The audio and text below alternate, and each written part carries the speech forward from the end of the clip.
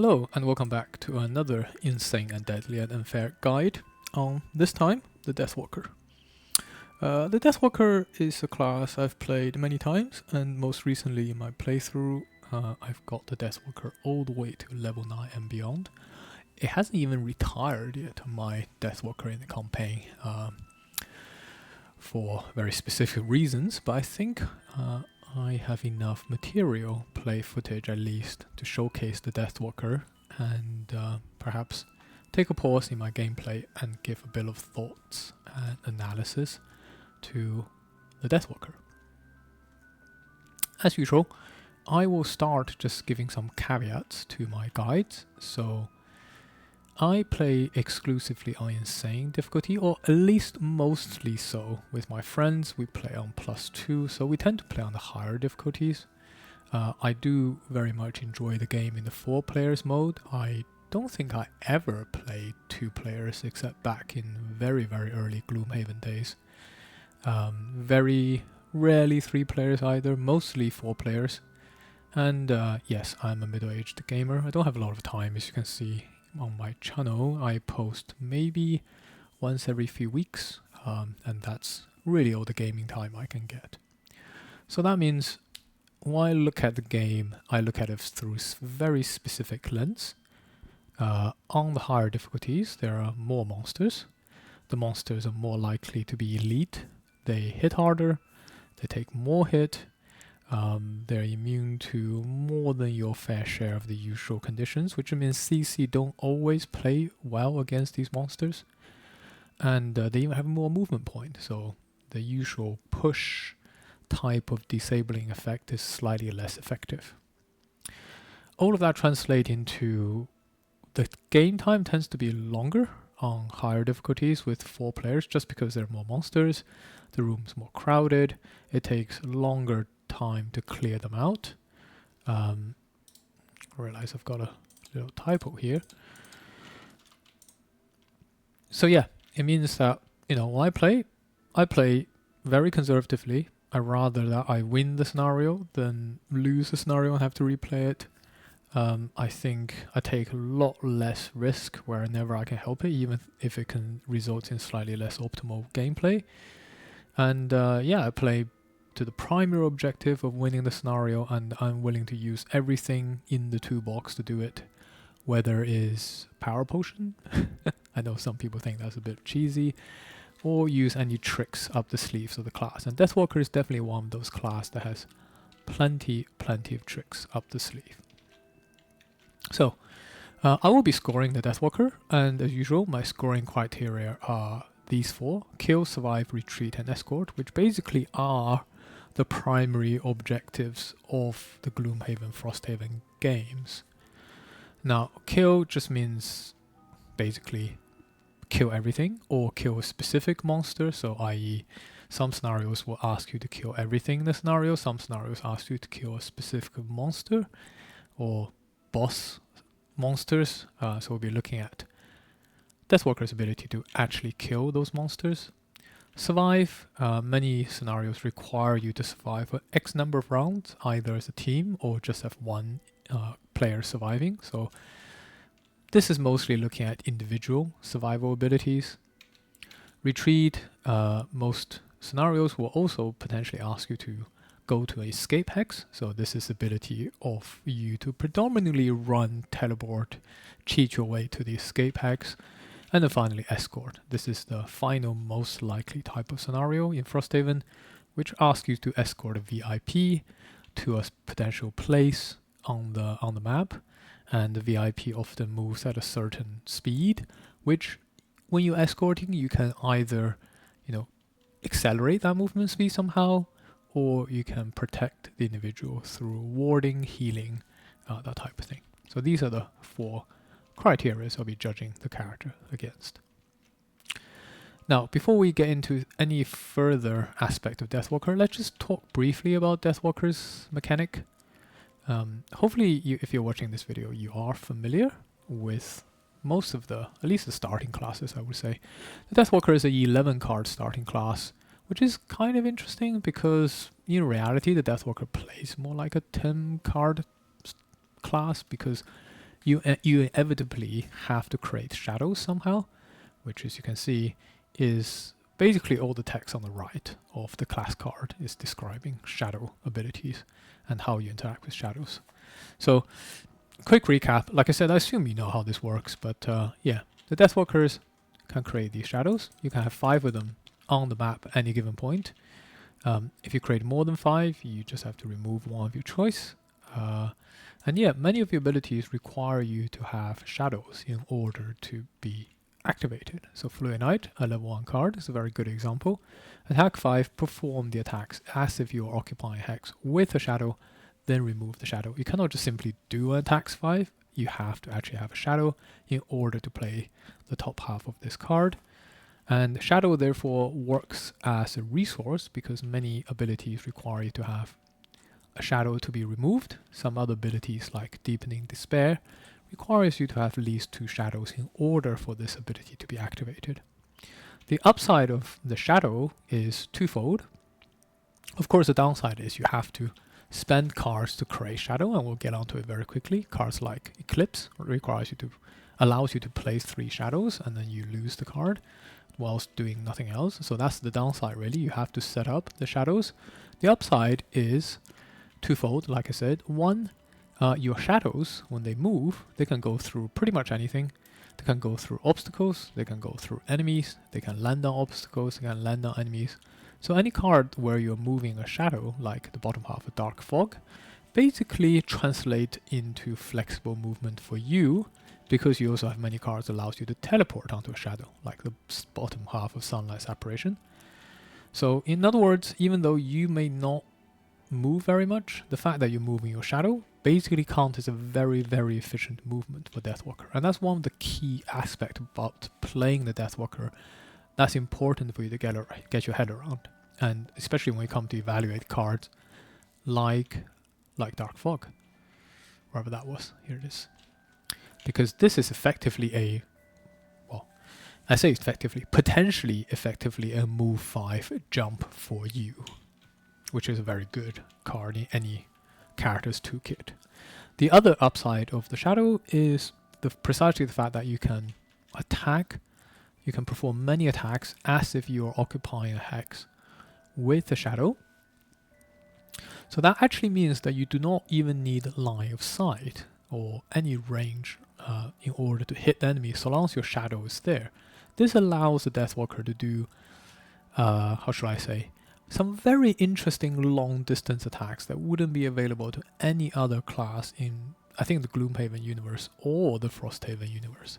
The fact that you can attack somebody from a completely different side of the map without any line of sight, so long as your shadow is there, gives the Deathwalker some very, very strong attacking options, especially when it comes to attacking someone with a heavy retaliate. So that's the mechanic. I don't think there's much more to say about the Deathwalker mechanic. I think there are obviously more nuances to this, and we'll jump into it. But yeah, that's the mechanic of the shadow, if you didn't know already. I assume you have. So let's have a look at my thoughts on the Deathwalker. As usual, I've got 3 characteristics here for somebody who I think with these personalities would very much enjoy playing the Deathwalker. And first and foremost, Deathwalker is a sequencer. What do I mean by that? Deathwalker is a bit of an interesting class in the sense that you don't necessarily need to think too much about what you're doing in subsequent rounds, as so much as you need to sequence what you need to do in subsequent rounds, especially at an earlier level. Most of your cards are sort of chaining into each other. Whereas I think if you compare Deathwalker to a class like Drifter, for example, Drifter doesn't really need to sequence cards. Deathwalker has a couple of dependencies. The first one, which I think I talked about already, which is the shadows. So you need to create shadow to use shadow, and then you need to create more shadows to use more shadows, especially if you're playing cards like Fluid Knight, which removes shadow. So one thing you need to sequence into is the availability of shadows in specific positions in order to execute your most powerful abilities.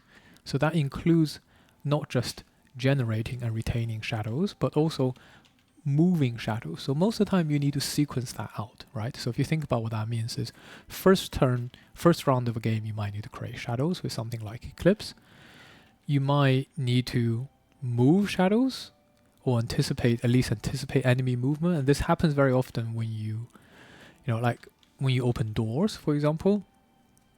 You need to like time it right with your teammate, who you definitely should not be opening doors. Deathwalker does not have a lot of hit points. You can see here, 6 hit points start with up to 14 at level 9. So you almost need to time it, right? So you need to have shadows and set up the shadows in such a way that you can move the shadow into the opening room and then deliver your most devastating attack to achieve that shock value. And Deathwalker has a lot of cards that has a very high attack value, like Fluid Knight, which has attack value of 5 on level 1. So one thing you need to sequence is this availability of a shadow, movement of a shadow, execution of shadow, and recycle. You don't need to think too much, in the sense that, hey, it's not like I need to think very, very hard about positioning and everything. You just need to have a rough idea of how you're sequencing into those events, into those card abilities. Second thing is dark. So if I flip over the Deathwalker card, you'll see that Deathwalker has elemental affinities of dark. And especially at earlier levels, and I think I'll talk about build in a second. I think there's commonly 2 builds being discussed about Deathwalker. One's a quote-unquote melee build, one's a range build. The melee build doesn't really work on high-level difficulties. I've tested it, and I was really, really trying hard to make it work, and it just doesn't work on higher-level difficulties, mostly because you're just too fragile. But for the range build, I think you absolutely need to learn how to sequence your dark. So at level 1, because you don't have too many ways to constantly generate shadow, you basically have 2 cards, Eclipse and Code to Abyss, to generate shadow, and you're gonna just be playing one of the 2 as a loss, effectively, to generate shadows. And because you don't have too many ways of generating shadows, you can't constantly play a card like Fluid Knight to remove the shadow, or Anger of the Dead to remove all your shadows in one go. And it means that you have to have some other way to power your attack. And thankfully, or maybe not thankfully, Deathwalker has ability to do that via Dark with cards like Forceful Spirit, which if you empower its Dark, it becomes a much better and more efficient attack.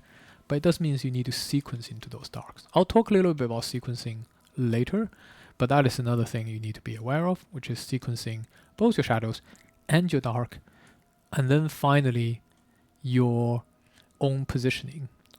Now, I said earlier that you don't necessarily need line of sight. It's not entirely true, especially at earlier levels. I mean, you have cards like Deepening Despair, which has infinite range, so long as you have 2 shadows, but you still need line of sight. You have things like Rest in Shade, which heals your allies, so long as they're occupying a shadow, but you still need line of sight. So, because you don't tend to move a lot, you do have movement abilities, but you don't tend to move a lot. You also need to sequence your shadow and find the right time to make your teleport to catch up with the rest of the team, so that you can continue to activate any abilities like Black Barrage, like Force of Spirits, that requires you to have a line of sight and potentially a range restriction. So I think Deathwalker is not necessarily somebody who needs to be, like a chess grandmaster. You don't need to think multiple steps ahead with precise calculation, but you do need to play to a sequence of cards. And I find that often when my Deathwalker, for whatever reason, maybe you've tanked unnecessarily and you've lost a card, it knocks you out of that sequence. You can suddenly become very, very depowered, right? You all of a sudden don't have the right shadows in the right place, or you don't have dark in your chain of generating sequence that you can't power your attacks. Then you're forced to do like attack 2 range 4 with Black Barrage, for example. All of a sudden your character feels very, very underpowered. But when you do have the right sequence of cards lined up and you're able to execute them, and really that is your decision point for the Deathwalkers, how do I execute these sequences I have in mind in the most efficient way? You, even at level 1, can become a very, very powerful character. Now, let's say you execute your sequence correctly as a Deathwalker, what are you really doing here? Well, first and foremost, the Deathwalker is a killer, and a specific type of killer. Unlike the Blinkblade, who we covered in the last guide, who goes in and stabs somebody multiple times, many times, over and over again, the Deathwalker is a sniper. You have one big rifle. You want to stay away from the monsters because you just do not have the hit point, which goes to my point earlier about this melee build. It just doesn't work. Like one hit at level 1, you have 6 hit points, and one hit from Algoth's Guard will end your life and knock you out of that sequence. And even though you have 11 cards, you can't really tank. I mean, you can tank you can maybe throw away 1 card or 2, but if you're throwing too many cards away, especially, you'll always inevitably be playing one of your cards as a lost card right from the get-go. You can quickly lose your ability to be effective. So you're really a sniper. You want to stay away from the monsters. And you have this mechanic via a card like Coated Abyss, which basically says, there's a lot of text on top, but it basically says, whenever you attack somebody, you can mark it. And if that person dies before you attack somebody else, you generate a shadow. So it's kind of like a hunter's mark mechanic. And you want to continue to kill from a distance to maintain your shadow generation.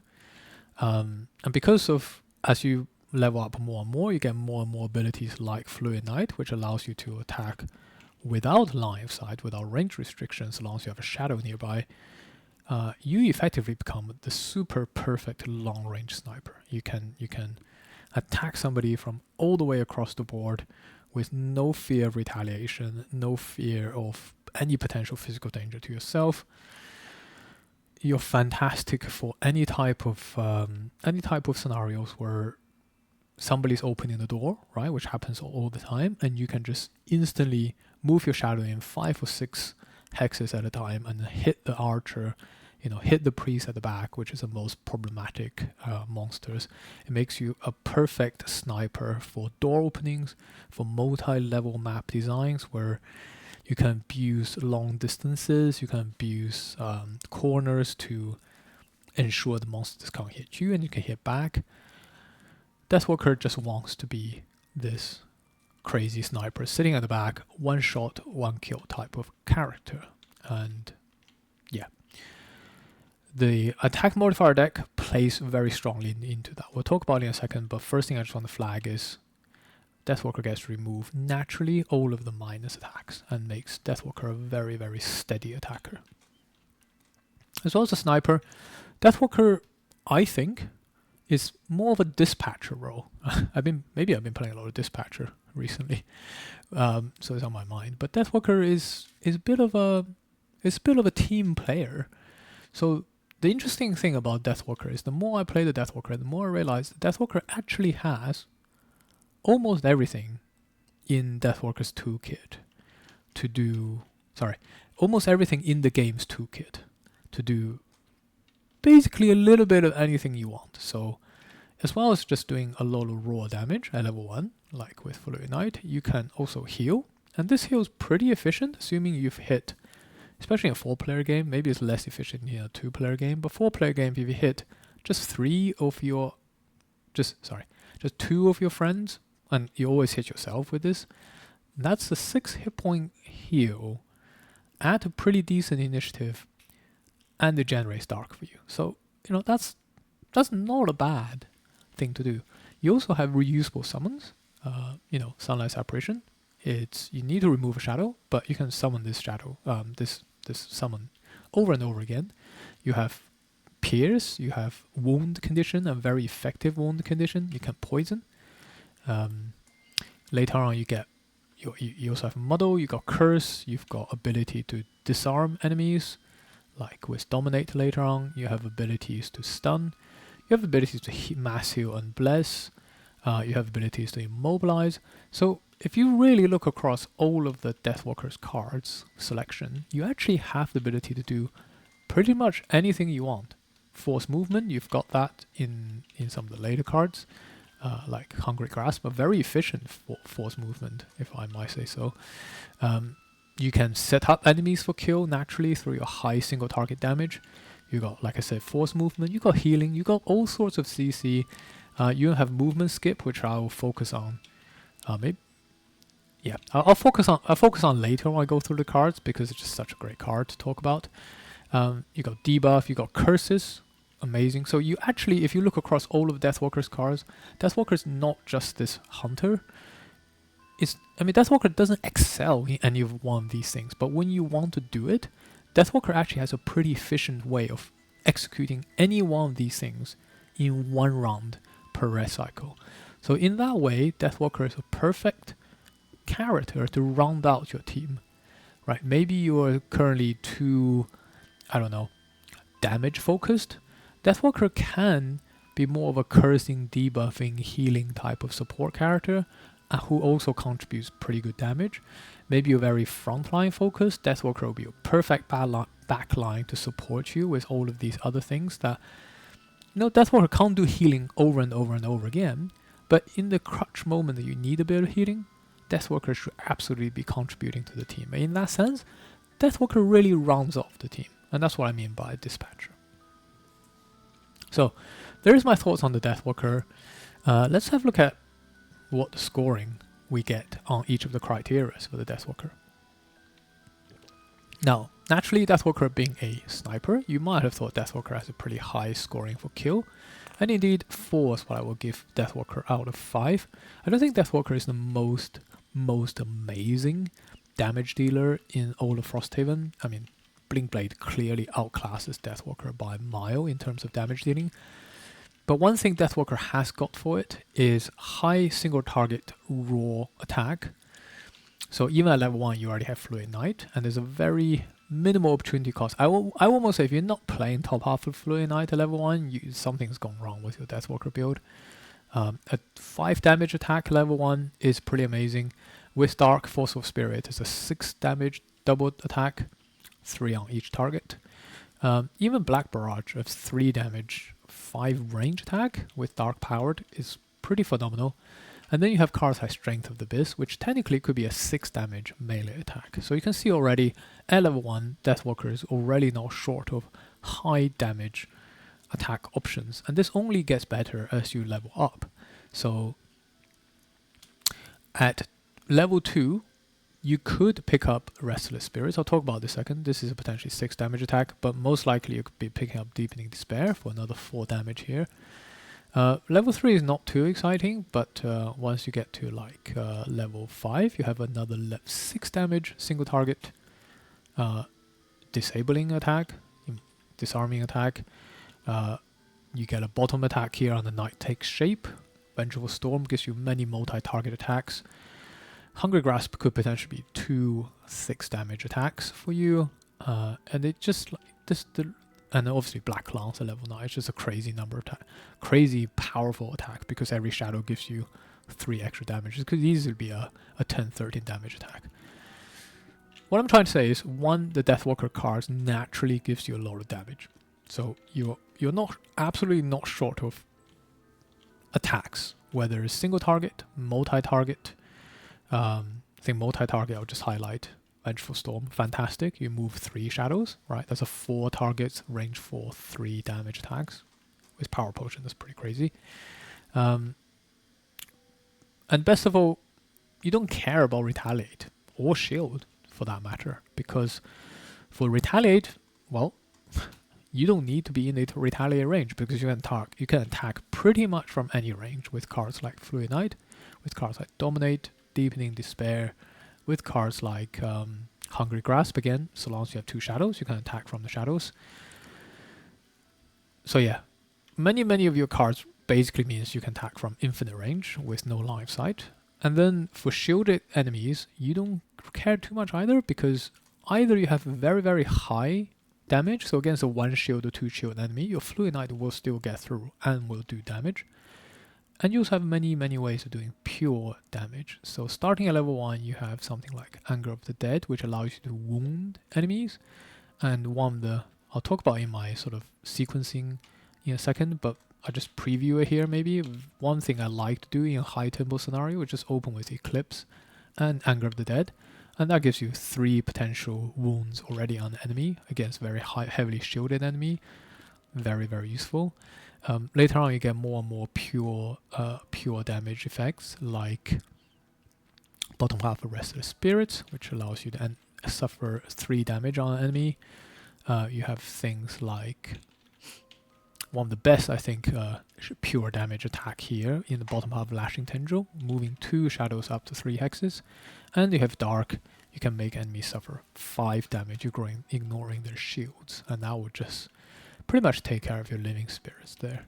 So shields, not really a problem for the Deathwalker, because you have such high damage against lower shield enemies, and against higher shield enemies, your pure damage should take care of it. Combine that with your steady attack modifier deck. So let's talk about attack modifier deck now. So the Deathwalker, I've listed here as usual all the attack modifiers you can remove and add into the deck. As you can see, one of the biggest things I love about the Deathwalker attack modifier deck is you get to remove all of the minuses, which is just absolutely amazing. You also remove most of the zeros actually, so you end up with just 3 zeros from your starting deck here. You are replacing them with a +1 curse, which is just fantastic. You get to add 2 +2s into the deck as well, and a whole bunch of rolling stuff, which doesn't necessarily bulk up your deck. So your effective deck size is actually just 20 once you take into account of all the rolling modifiers. And these are just good. It just means that if you are saying that you're going to do 5 damage, most likely you'll be doing 6 damage. There's very little chance of that going wrong. And most likely, if you're doing, like a 4 damage, you will guarantee to do 4 damage, possibly 5. And that level of reliability is what I really, really like about Deathwalker, especially for a class that does Hunter's Mark with Cold to the Bits and requires you to kill an enemy. The certainty that comes from that to kill and then to generate shadow is fantastic. And I would just say on higher level difficulties, Deathwalker really, really shines, because the last thing you want to do is, not kill the intended target, like a priest or something, and have that guy double curse your class, your party, or not kill a big Algox, and then Algox ends up like destroying the objective you're trying to defend. With Deathwalker, on higher level play, you have no problem with that.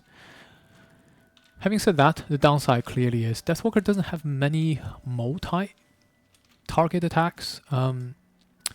That's non-loss. Maybe I should caveat that. Even at level 1, you have very good multi-single target attacks by ways of Wave of Anguish. So for each shadow on the map, you can do 3 damage. So that's potentially 3 times 5 on a single target, assuming you've surrounded the target with this. I find that doesn't happen as much as you want. Maybe it's because I always end up with a Blink Blade in my party somehow, and when we need to do like a big boss fight with multi-targets required, Blink Blade tends to do the job. But Wave of Anguish is definitely your way of dealing with bosses. So yeah, maybe it's a bit unfair to say Deathwalker doesn't have that. Deathwalker definitely has it, but it's not something that Deathwalker can just do constantly, because this is a lost card, whereas classes like Blink Blade can do that multiple times throughout the scenario, especially when you're playing 20 plus rounds on higher difficulties. You don't want to be executing something like this too early unless it's absolutely worthwhile. So yeah, mostly Deathwalker ends up making single target attacks, and Deathwalkers are very, very good at it. In terms of survive, unfortunately I'm gonna have to give Deathwalker a 1. Deathwalker really does not like to be attacked. So like I said, 11 cards class, you might think Deathwalker can be a bit more tanky just by throwing cards away. Unfortunately not, because you're either playing Eclipse, which gives you 3 shadows off the get-go, or you're playing Cold to the Abyss, which gives you the ability to create shadows by killing enemies. You're going to need one of these two to kickstart your shadow generation engine. If you're not playing one of these on the first round, I don't know what is happening. You're probably going to be really struggling, especially at earlier levels. But yeah, by playing one of these immediately as a loss, you end up with just 10 cards to play in the subsequent cycles. And losing cards in that situation is not the greatest. I don't even play that many lost cards, to be honest, other than those two, one playing the Deathwalker, just because I just find that you don't want to. You do much better, unless it's for something specific, like with Wave of Anguish. as a Deathwalker, you do much better playing more conservatively and cycling through your cards because you have such high potential single target damage abilities. But it does mean you're not really using your cards as a resource to tank. I mean, on the off chance that you need to, yes, throwing away one card is fine, but you don't want to be doing that too often. And because of that, you really don't have much hit point then to work with, because even at slightly higher levels of like 5 and 6, you still only have 10 to 11 hit points, and that's at most 2 attacks from a monster before you are just losing cards. And you don't really want them put yourself in any position where you are at risk of multiple targets from the enemies on the same round. It just doesn't really work for you. So, and Deathwalker doesn't naturally have any other way of surviving. You are not naturally set up. You don't have any perks that allows you to take armor. So you're not naturally really set up to be taking armors. You don't really want to be taking stuff like even the traveling cloak that gives you 1 hit point early on is not really going to make any difference, you know, like 7 hit point, 8 hit point, in reality is just 1 hit from the monster. You don't have any other mechanics that naturally through your cards or abilities, we'll talk about perk in a second, you don't have any other natural abilities that allows you to tank. So yes, survivability is a bit of a problem. Now, what Deathwalker does have is cursing. Cursing is great, and Deathwalker gets 3 abilities to curse from the attack modifier deck, and also 2 abilities to help trigger it through Muddle. Deathwalker also has cards that allows cursing, so I don't think there's anything at level 1 other than this lost ability called Dark Fog, which is alright, but you know, you're not playing a primary for cursing. But later on you get Restless Spirits, you get Deadbolt, which is a very reusable cursing ability. You get cards like Black Clown's Bottom Half, which is a great cursing ability, and When Your Time Comes, which also allows you to curse. So throughout your ability sets, you do have dotted abilities to curse, and I highly encourage you to use it in combination with your attack modifier deck.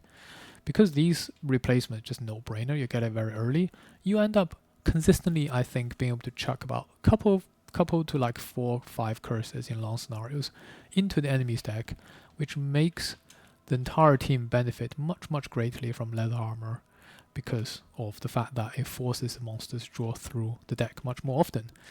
And on higher level difficulties, right, if you look at like an Algox Guard Elite, when they're hitting for 7 at a time, and cursing means they just lose that 7 point of damage, that's a huge swing for the team. So if anything, cursing is the way for the Deathwalker to help the team survive and help Deathwalker himself survive. Now Deathwalker also has another couple of perks that helps with this. So one is Cloak of Shadow. Whenever you're standing on top of Shadow, you basically have leather armor. So that plays into the cursing sub-theme for the character, right? The more cards the monster draws, the more likely they're going to get a curse. And then additionally, you have Haunting Dreams. Whenever you short rest, you can use the Dark to perform a Muddle and the curse within range 2, so long as the enemy is next within range 2 of a Shadow. And I guess this plays into the Dispatcher theme. As a Deathwalker, I find that in a team of like Banner Spear, Drifter, like Bone Shaper, whatever, everybody wants to long rest.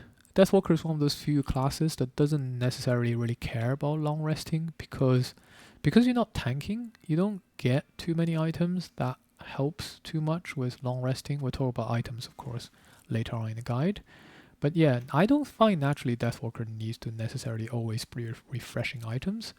And in terms of ability card set, yes, you don't want to lose certain abilities, but other than your shadow generating cards, which you just want to play from the get-go, you don't necessarily care too much about which attacking ability you lose. You can just always rearrange the sequence once you've realized which ones you've lost. So Deathwalker actually naturally short rests a lot.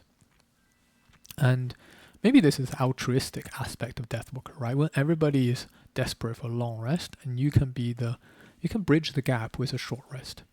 And when you short rest, you can add additional curse and Muddle to the enemy. It just gives your team that much more of a defensive ability set in those moments when people need to reset their cards. and Deathwalker plays very clutch into that, which again, I think, talking about playing around the team's strengths and weaknesses, that's where Deathwalker really, really shines. Other than those perks, you also have, finally, Fluid Knight. So if you really, really are struggling because you are in a situation where you have to tank a hit or two, you can always activate the bottom half of Fluid Knight. And in fact, as you get higher and higher level, the top half of Fluid Knight drops off more and more because you want the shadow to be doing something else potentially. Deploying Fluid Knight is actually not a bad way of just using a shadow.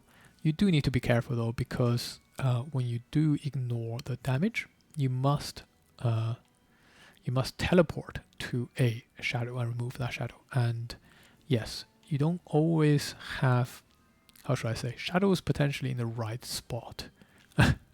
You might be teleporting into more danger if you're not careful here. But assuming you have Cloak of Shadow and you have the shadow underneath you, you can always just teleport to your current position. So in an emergency, Fluid Knight does act as a fail-safe, but you do need to predict in advance that you're going to be in that position. And I can think of a few scenarios where that might be the case. The infamous bridge scenario is a good one, where Deathwalker is most likely forced to be doing a little bit of tanking. And even though I'm not a strong advocate for Deathwalker tanking in those positions where you must be taking hits and you must be taking heavy hits to buy yourself time, deployment of Fluid Knight bottom half is not bad. But still, Deathwalker only gets one. Maybe you can take a hit, but that's it, really. In reality, everything else is a bit of RNG. You do bring a lot of defensive value to the team, but it's not guaranteed that you can survive multiple hits. So, one it is. So, let's talk about movement then. Movement, I'll give Deathwalker a 4 for retreating. Deathwalker has great teleport, which I've already showcased. You do have cards like Sunless Apparition, which allows you to just teleport to a hex with a shadow. And you also have a card like Forceful Spirits, which allows you to teleport to a hex with a shadow or adjacent to a shadow. Whilst it doesn't seem like much, but if you ever played Deathwalker a lot like I have, the adjacency is just so much more flexible. And remember, you have multiple shadows on the board at a given point, right? You probably have at least 3, I would like to think. So unlike the traditional teleport, maybe you have to go from your starting hex to go maybe like teleport 5 hexes away from your starting hex. You could have multiple places you could teleport to with cards like Force of Spirits, because your shadows will naturally just be spread out over a larger area.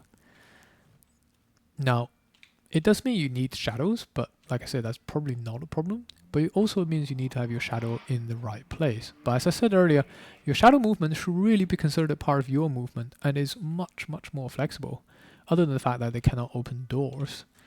Because you have cards like Black Barrage, which allows you to move shadows, all shadows for a certain number of hexes, or you have cards like Dark Fog, and these are the kind of themes on shadow movements you'll get as you level up, which allows you to move a single shadow up for very, very long distances. So between the cards like Black Barrage and Dark Fog, and you get more of it as you level up with the cards like Deadbolt, move all shadows for 3 hexes, and with some other cards later on, so like Frozen in Fear, move all shadows up for 5 hexes, you actually get quite a bit of shadow movement across the board, and you should really think of it as your movement, right? When you're moving all shadows, don't just think about moving the shadows to where the enemies are. Think about, hey, where do I need to be if I'm going through a very long corridor and I'm attacking monsters here? Maybe it's worthwhile to keep a few shadows around here, but then also like shove a shadow all the way out the back, so that you can teleport over later and catch up with the team. In addition, remember with cards like Code to the Abyss, when you kill enemies, you generate more shadows. So if you are fighting here, well, you might be here, but your enemy is here and you're fighting over there. If you have Hunter's Mark up and killing an enemy, removing shadows to kill enemy is totally fine, because you just end up with another shadow next to it. Remember, Code to the Abyss allows you to place shadows adjacent to where an enemy dies. So your shadow, if you're like here, using it to kill enemy here, the shadow can leap across to here at the end of that attack, assuming you've killed the enemy, bring you closer to the end of the corridor and potentially your objective. So 4 I think is fine for the scoring. Deathwalker is not the most amazing runner, but because you have the shadow, and so long as you've set it up, you can pretty much get to most places on the map. So, here's kill, survive, and retreat. What about escort then? Looking at Deathwalker's card set, you might not think Deathwalker is a great escorter. Deathwalker doesn't have something like Banner Spear's ability to just command the grant your allies to move, nor does Deathwalker have great ability to tank for the ally. Deathwalker doesn't really have a lot of buffs. There are a lot of debuffs. I don't think there's much buffing going on. No warding, that's for sure. Bit of healing and blessing, but that's not really enough for you to be escorting anybody. But I'm still giving Deathwalker a 4 because Deathwalker has a singular card called Deepening Despair. And we're now going to look at the top half. We've seen that already. This is really about the bottom half. So, Deepening Despair bottom half says you and all allies may treat each hex with a shadow as being adjacent to each other hex with a adjacent to each other hex with a shadow during move abilities this round, and then you get to move 3. That basically means your shadows are connected. So you have a shadow here, and you have a shadow there, and you have a shadow here, and you're here, and your allies here, and you're trying to get to there. Your ally can just go 1 and a 2. I'll just pause there. It's pretty crazy, this ability. And because you get to move as well, so if it's kind of like a group escort mission, you need to all escape somewhere, you can go set this ability up at initiative 11, which is often fast enough for anybody. You can go 1 and a 2 and a 3, and the ally can go 1 and a 2 and a 3, and you've run away, right? So for any of those scenarios where you need to like return back to the beginning of the map after having traversed through multiple tile corridors, or you just need to escape somewhere that's behind potentially a lot of enemies, hey, your shadows can move through enemies, right? And then as soon as you set it up, you have one shadow where your party is, another shadow where the escape hex is. On the turn, when you're ready, activate, communicate with your team. Hey guys, I'm going fastish, right? You just go a bit slower, then we can go through the portal together. Easy, easy, easy communication, very easy to set up. And it allows you to really get through many of the scenarios that would otherwise be a massive slog. It just gives your party such huge option, a new option that your party would never otherwise have. Is amazing. One thing you do need to be aware of is initiative, right? Because some of your allies sometimes act on initiative 1, and obviously this wouldn't work. But so long as you've bought a pair of initiative boots of speed here, lowers your initiative by 10, it will give you effective initiative 1 and allows you to go before your allies, and that will work. So one thing I do say though with this card, you gotta remember that you cannot just, if this is the escape scenario, you can't go through here and go there and just escape, because when you escape, you remove all cards in your active area, and then your allies don't actually get to use this ability anymore for the rest of the round. So again, Dispatcher, Altruistic, Deathwalker has to go through, watch all of Deathwalker's allies escape and stay there and take multiple hits before Deathwalker can escape potentially the next round. So that is something that's interesting about that card. But overall, with that singular card, I'm happy to boost Deathwalker to escort value of 4 out of 5. Because that card, on a +3 difficulty level, where otherwise you might have to fight through hordes of Algok Scars at 47 HP, saves you so much time, gives you so much efficiency, and allows your team to be almost guaranteed to be successful on some of these escort scenarios. Right, that's the Deathwalker thoughts and rating. Hopefully you guys, hopefully you guys agree with me. I will now go and talk about the cards as usual, but before I do, I want to address one of the things that maybe some people don't like about Deathwalker, which is quote-unquote the melee build. I know Uganthos has done this as well on his Deathwalker guide, which is a very, very comprehensive guide. I would just say, as someone who has tested the melee build, and I follow the online melee build guide very strictly, I'm happy to report to say the melee build does not work on +3 difficulty.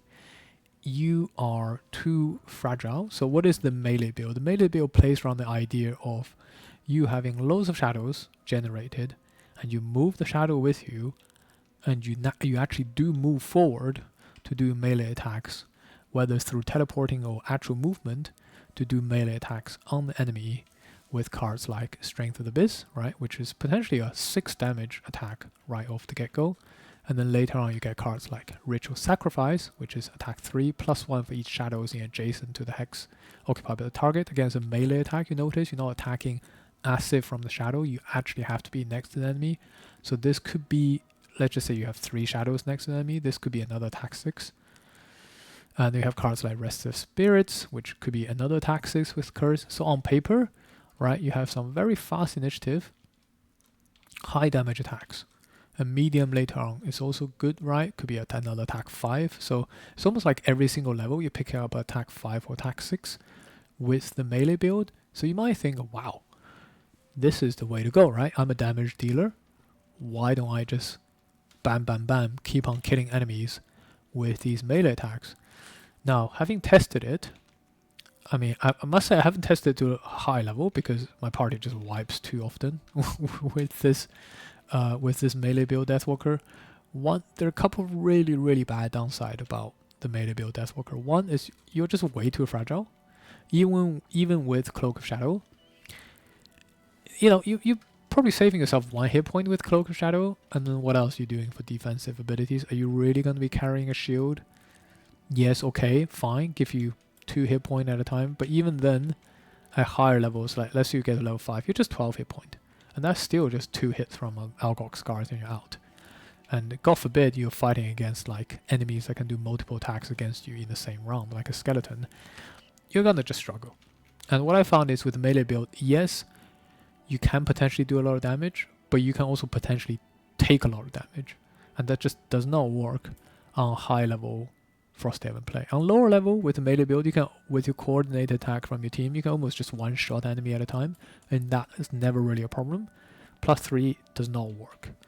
Number 2, on +3, you are much more valued to use your shadows to attack enemies that otherwise your team will struggle with, right? Because if on a lower level, you might have a wolf, a hound, that, right, if I look at like a level 1 hound, you have maybe 4 hit point 1 retaliate or 6 hit point 2 retaliate. That's a one shot, right? With cards like where is it? Strength of the Abyss. 5 shadows, bam, attack 6, you're dead. Great. But as soon as you move this up to like level 4, it's no longer a one shot. And your melee characters in the team is going to struggle with attacking into a character enemies like this with something like a natural retaliate. Or you can imagine an enemy with a shield and retaliate. Again, your team is going to struggle to attack into those. And you're actually more valued in the sense that you're not just a drifter or a banner spear or a blink blade who has to do the melee attacks most of the time. Because you have these range attack abilities, your cards like Fluid Knight, cards like Deepening Despair, cards even like Deadbolt with a range 4, or maybe I shouldn't say Deadbolt, Black Barrage with a potential range 5. These cards are way more valued because that's what makes your character unique. Whereas most other characters can do, maybe not as much damage as you do, can do plenty of straightforward melee damage, but they do not have the ability to strike from long distances like you do. And you become more of a specialist, like a sniper, sniping into these high value targets, and that's what makes your character so powerful on higher level difficulty. And finally, the last thing I would say that doesn't work on +3 difficulties, and maybe I'm just a bad player, I find it very, very hard to maintain 5 shadows moving forward with you at the same time. So with cards like Strength of the Abyss, it's completely fine because so long as you have shadows, that's fine. But then with cards like Ritual Sacrifice, which requires you to have shadow adjacent or next to the target, because on +3 difficulties, enemies can potentially move quite large distances very quickly. I find it very difficult to execute cards like Ritual Sacrifice to my satisfaction, because ideally you want to do attack 7 or 8. Ideally. I find it very hard to execute it that way, and then if I'm doing only like attack 4 or 5, I feel somehow I'm cheated. And maybe because also at this level you don't get many cards allows you to move and your shadow to move at the same time, right? Because you're really only having this one card, I think. Wave of Anguish, bottom half. You move 2, then your shadow move 1. I mean, all the other cards are kind of like you're moving your shadow or you're moving yourself.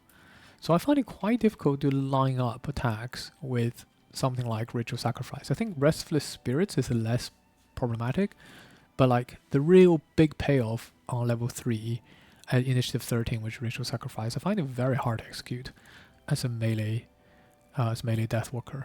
So, I mean, yes, true, I think at higher levels you do get more and more tools to help you with that, like going invisible definitely helps. Medium helps because when you kill enemies, you get to place a shadow immediately next to the enemy you just killed, right? So your shadow can then keep up with you. Here, Proliferation of the Abyss also helps. It's a move 4, move 2 shadows for 4 hexes. So I think as you get higher level up, it does definitely help. But I think overall, I have just found that melee Deathwalker is much less effective, is more risky to play, and the payoff is not really all there. If anything, your team's going to value you in a 4-player +3 game to be the ranged Deathwalker that nobody else has the ability to deal with those high HP, high shield, high retaliate enemies that you can just shoot at from a distance with no worries and no fear of any retaliation. So, I think now that I've addressed the elephant in the room, which is a melee Deathwalker, I'm going to predominantly, I guess purely, talk about the subsequent card reviews from the perspective of a ranged Deathwalker. So, level 1 cards. How can I start with the level 1 cards analysis without looking at the definitive 2 cards? I think many people would just say Call to the Abyss is a definitive card. Top half we talked about. You can place a Hunter's Mark. Bottom half, I think is also very good. And in fact, on higher level difficulties, I find myself playing more the bottom half of Call to the Abyss combined with Eclipse as an opening round action rather than playing the top of Call to the Abyss. Because on higher level difficulties, the enemies have more hit point, like 23 hit point on 7, level 7, is even with a 5 damage attack from the team, right? Let's assume everybody in the team did 5 damage attack to this guy on the first round or the second round, whatever it might be. Even that's optimistic. You're still not going to kill this guy in 1 round. So if you're waiting for like 2-3 rounds for Shadow to appear from Call to the Abyss to start off your Shadow generation engine, you're going to really struggle to be effective, right? So I find very often on higher level difficulties, I don't play Call to the Abyss for the top half very often. Most of the time, I'm playing it for the bottom half in combination with Eclipse, which gives you 3 shadows within range 3, and it gives you the dark. So already on round 1, you have 4 shadows, plus the dark element to play around with. And if you're drinking a stamina potion, you can immediately recover this card, because this is a level 1 card with a minor stamina potion. And the next round you can play it again, and there's your 5 shadows. Very easy, you have 5 shadows off the get-go. So I often find Call to the Abyss, many people say iconic card, because of the top half. I actually find most of them playing for the bottom half. And I would say Eclipse is probably the most iconic card for this class. Top half clearly is great. The first time I looked at this card, I was like, what? Top ability just to play 3 shadows? Really? Is it really going to be that valuable to play shadows? Absolutely, is very, very, very, very valuable. And like I said earlier, often if it's a high tempo scenario, right, if everybody is like having to do something, contribute a bit of damage, and you might be thinking, gosh, I am not going to contribute any damage because I just need to play shadows. Try it with Anger of the Dead as a pairing. So again, I'll talk about this in a second. This is almost like my sequence cheat sheet for level 1. But yeah, pair it this way. At Initiative 14, you're guaranteed to drop 3 wounds, and the enemies are moving towards you, probably even more wound on the enemy, and not only will be doing potentially at least 3 damage to the enemies approaching, combine that with Blink Blades like wounding attack, this could be potentially be a lot of damage here. And great opening there. Bottom half Eclipse is just great as well. Move 4, I mean, nothing to dislike there, except, of course, your class doesn't necessarily rely on physical movement for the move itself. You can just move your shadow and then you can teleport over. So don't be afraid to chuck Eclipse and lose the move 4. If anything, most of the time I find Eclipse is more valuable to be retained for the initiative over the move, because at level 1 you don't have many low initiative cards, so the only other one you have is Sunless Apparition. I guess Code to the Abyss counts, but most of the time I'm just playing this right off the get-go and I'm not subsequently relying on this for initiative. You know, like either way I'm playing the top half or the bottom half of this card most of the time I set up. So yeah, I think like when I think about initiative really is between Sunless Apparition and Eclipse to go slow, and sometimes going slow is very important, especially if you are, you know, if you tagged somebody with Code to the Abyss already and you want your team to kill that guy so you get a shadow, and then you can re-tag another enemy later on in the round with another tag. You then want to go really, really slow, right? And I find Eclipse, if I throw it out early, I often then don't have many other means of going slow because I'm not taking Sunlight Separation with me every single game. So yeah, both of these very good cards. And the higher level difficulties, I actually value Eclipse top half more than I value top half of Code to the Abyss. Next 3 cards are the cards I say are your dark generating engines. So why am I grouping these guys next? Because, as I said earlier, on a level 1 Deathwalker, you actually need to power your attacks with dark in order for you to be effective, because you can't just purely rely on shadows. Because even in a most optimistic scenario where you are doing top of Eclipse, bottom of Code to the Abyss, you really don't have many ways of using your shadows at level 1 other than Fluid Knight being the most obvious example. So we actually at level 1, I often find I need to think about, hey, how do I generate dark one round and then use dark the next round, and generate dark one round, use dark the next round. So imagine you have played Code to the Abyss top half. I will often then pair that immediately with Code of the Doom bottom half on my first round, and I probably play Initiative 82, just so I can set up this ability which I need to set up, and then also move myself to a reasonable location with dark generated. Similarly, if I have in the next round, maybe, right? So I will power dark and maybe use the dark with Force of Spirit. Then I will do something with Fluid Knight to generate dark, and then maybe eat that with Black Barrage, and then I will generate again with Rest in Shade. That's kind of what I mean by sequencing. So these 3 cards generate dark for you. And I would say you almost just want to look at the dark generating side. That's almost pointing you, it's like a little cheat sheet pointing you into how to use these abilities. So Code of Doom, bottom half, move 3, generate dark, good enough for me, especially at earlier levels. Top half, I don't find the top half to be too useful, to be honest. Attack 1, even though it's against potentially a whole bunch of targets, but single attack on a higher level difficulty play, it's just, I find it just not good enough, to be honest. Yes, you can model an enemy, but so what? A single damage is unlikely to make that much difference. The only thing I think about is, hey, right, if you have loads of enemies, drawing loads of modifiers probably will give you a disarm or 2, which might be useful. But at the point of which you pick up these attack modifiers, you're quite far off in the level already, and you're going to have better attacks, better things to do with the top half. So I almost never play Code of Doom top half, even at earlier levels. Mostly I'm playing it for the bottom half here. Initiative 32 is okay. Nothing to write home about, but it's just okay. Fluid Knight, I talked about the top half already. Attack 5 at level 1 is just crazy, and the combined fact that you don't need range, you don't need line of sight, amazing. Generating dark is amazing. Giving XP is amazing.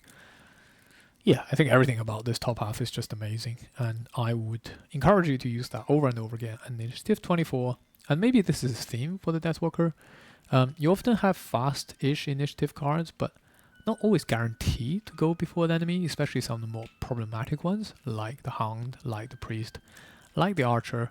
So again, I guess it plays back into the theme of you being a sniper. You really don't want to be close to enemies and hoping to execute this off, because you might just end up getting disabled, disarmed, whatever that might be, and this might not work out for you. But assuming you're staying at the back of the group and shooting an enemy across the room with Fluid Knight, yeah, sure, maybe your drifter wanted you to deal with the enemy before it gets act, but hey, you may not be able to promise your drifter to kill, but no, sorry, you may not be able to promise your drifter to kill the enemy before they attack your drifter friend.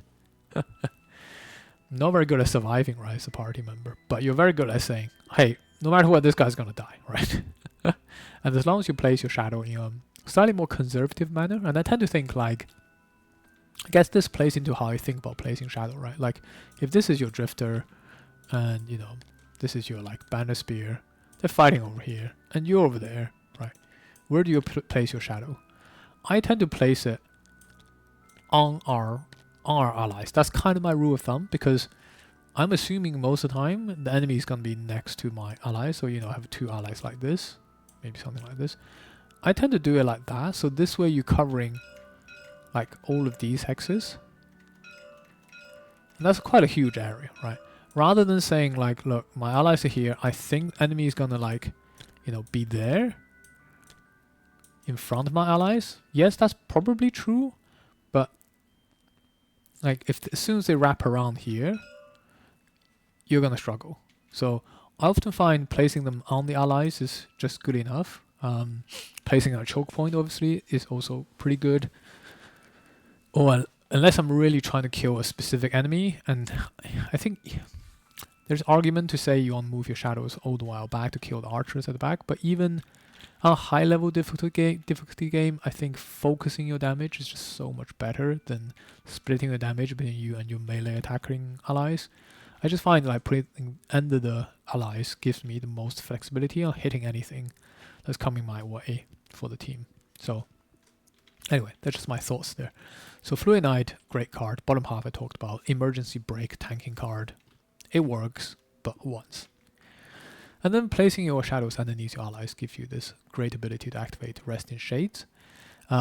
This is a little bit of coordination as well, like if the team's on the move, right? Placing them under your ally might not be good because you might not be just fast enough. Your Blink Blade trying to run out of the way. Then coordinate with them, talk to them, say, hey, point to this hex where they might get to, and say like, if you get there, I can set up, I can heal you on my round, and that's very good. So Rest in Shade at level 1.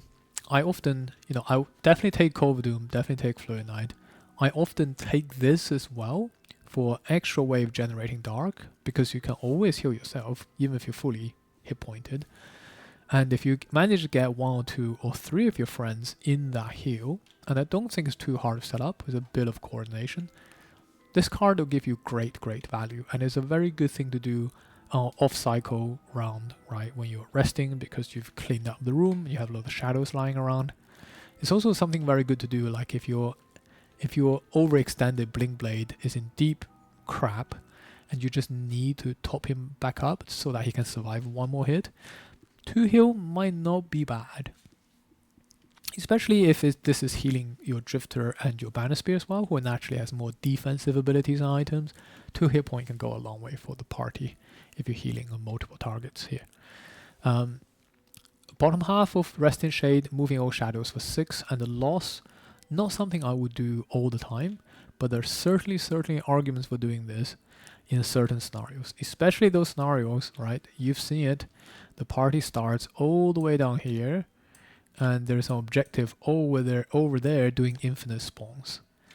It just sucks to have to slog through infinite spawns of Algos Guard at 47 HP at a time to get to the target and destroy it. Hey, what if you put your Deathwalker here, you deploy 3 shadows with Eclipse, 1 here maybe, 1, 2, 3, 1 there maybe, and I don't know, maybe 1 there, and then with the bottom half of Rest in Shade, you can move all shadows for 6 hexes. 1, 2, 3, 4, 5, 6. Bam. You are behind the target now. And next round, everyone can just step through your portal, go to the other side, and smack the objective until it is completely destroyed. And hey, voila, no more infinite spawns. This is a pretty legit strategy and allows you to bypass a load of difficulties those scenarios might present. And that's when the bottom half of Rest in Shade really, really pays off for you. Okay, next 2 cards are what I term to be shadow consumers at level 1. So Forceful Spirits I talked about, 2 target, range 2, 3 damage, 1 EXP with Dark. Fantastic. I wouldn't suggest you to play this without the Dark, because for you to get that close to the enemies and not have the payoff would suck. I do say though, this thing pairs very well with this item, and I will almost recommend these to be your immediate pickup as you roll a new Deathwalker. The Fleet Potential makes you initiative 99 for the purpose of enemy focusing, which means you can comfortably get up close to 2 targets at range 2 so long as you have a friend next to you, and execute the top half of Forceful Spirit without fearing retaliation. He also plays well into this combo I talked about earlier, going initiative 14 to make sure you wound the enemies, but you're still initiative 99 for the purpose of targeting, so you're unlikely to be targeted given you're going to start your round standing next to a whole bunch of your friends. So Forceful Spirits, I think, is a key component to the earlier level 1 Deathwalker experience, and you should almost always be powering with the Dark to execute this attack, but assuming you do that, it's a great payoff. 2 targets, 6 damage in total is pretty good. Bottom half of Forceful Spirits, hey, I talked about this earlier, teleportation to a shadow is great. The fact you can do it to adjacent to a shadow, absolutely amazing. Gives you so much more flexibility, and this is sort of my go-to teleport card. Earlier on in Deathwalker's leveling, you mostly be doing the top half because you just be doing natural movement with some other cards like Code of Doom. Later on, this card becomes a absolute must for the teleportation scenarios. You don't always need it later on, but it's a sideboard card where you do need to teleport long distances. Black Barrage. Black Barrage actually finds a card that stays with me for a very, very long time. Maybe a bit like Fluid Knight, and in some scenarios it's actually even better than Fluid Knight because Fluid Knight is actually a melee attack. So Code of Doom is also a melee attack. You see there's no range here. Black Barrage is a range attack, just like Forceful Spirit. Now range attack is different in the sense that you can use a range item. So that's the other item I would recommend as a starting item for the Deathwalker, your weighted net. It's a double hand item, but it says during a range attack ability, you can add Immobilize to 1 attack. Now, that means starting from the get-go, assuming you're powering this with Dark, you can get an attack 3, range 5 Immobilize attack with Black Barrage. That gives you so many options to help your team stop something like an Algox, like a Hound from coming towards you, range 5. Such great range for doing this. You can just immobilize that guy for almost 2 rounds, right? If someone's range 5 away from you and you immobilize them, you know, like a level 4 Algox guard has a move for 4. So if you immobilize at range 5 and you just need to take a single step back, then that's almost 2 turns of CC that you're applying to a big Algox there, and it's very, very helpful, and your team will certainly appreciate it. This combo has come in handy for me so many times.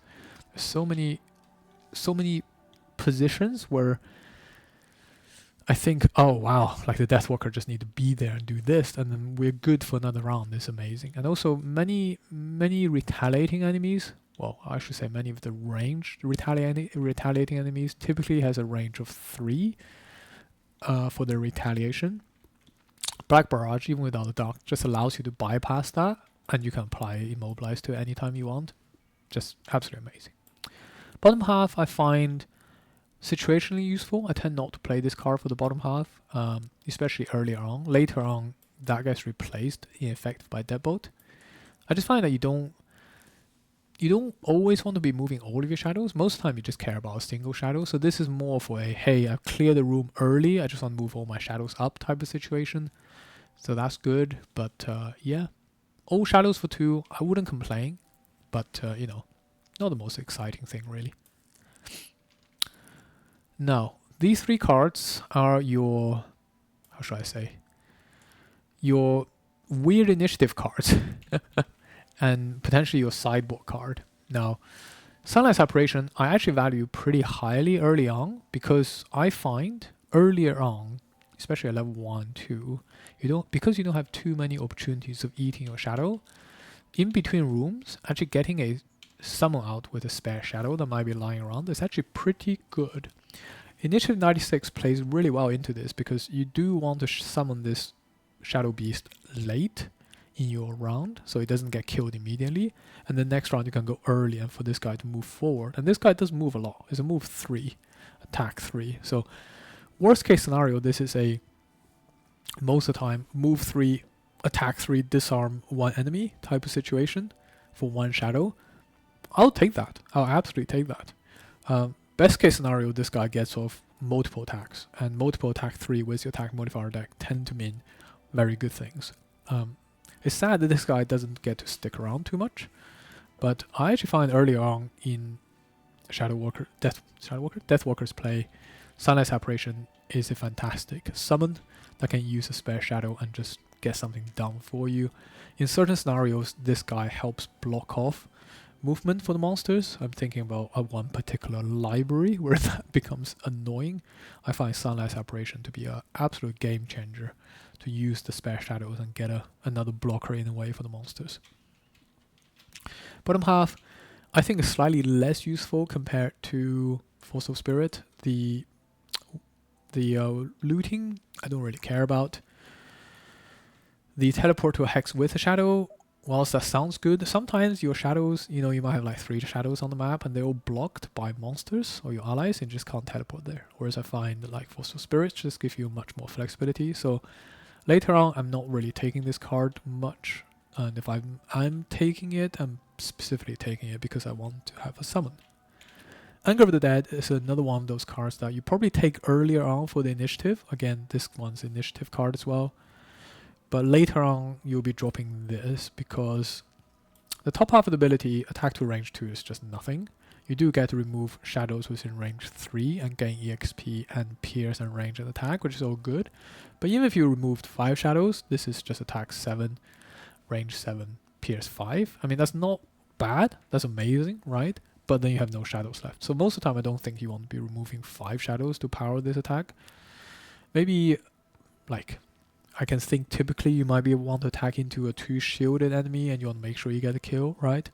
So then 2 shadows will be plenty. But even then, it feels bad to just be taking 2 shadows away for 2 damage, when in reality, your trade should be 1 shadow for 5 damage. You might argue with Pierce, that's more like 1 shadow for 2 damage, so 2 shadows for 4 damage, but still is not as good of a trade as just powering it for Fluid Knight. So in terms of shadow value, Anger of the Dead doesn't really work there for you. And like with just a single shadow at rank 3, it just gives you so little flexibility. So you kind of want to be eating 2 shadows there to put this in the sweet spot, but then you're trading too much value compared to using against Fluid Knight. And later on, you're just going to have much better options for eating your shadows than Anger of the Dead. So I do find earlier on, I'm probably taking it for the initiative. For the bottom half, as I said earlier, combos really well with Eclipse as an opening round salvo against your enemies. But yeah, later on, this will be dropped. Strength of the Abyss, top half I've talked about already. Very, very good. And I would say for any scenarios, even as the ranged Deathwalker, for any scenarios where I need sustained, repeatable, high damage attacks that doesn't eat Shadow, because Shadow is your currency, and you want to be eating shadows with certain cards and generating shadow with certain other cards, like I talked about earlier as a sequencer, you kind of get into a natural equilibrium of, hey, I can generate like 2 shadows every rest cycle and I want to be eating 2 shadows or 3 shadows every rest cycle. Then you want to be having cards like this that you can potentially use repeatedly because it's shadow neutral. So, if you have 5 shadows, you want to use and you want to eat 2 shadows this round, this rest cycle, you want to open up with Strength of the Abyss first, and then you can eat your 2 shadows, and you can generate 2 more shadows, and you want to rinse and repeat with this cycle. So in those circumstances, we can repeatedly carry out this melee attack. I think one of the recent videos I recorded has exactly that situation. This is a very, very good card because it's just high damage, very low shadow consumption. Bottom half of the card. Now, Euganthos really, really likes the bottom half of this card, which I find very interesting because I don't really like the bottom half of this card.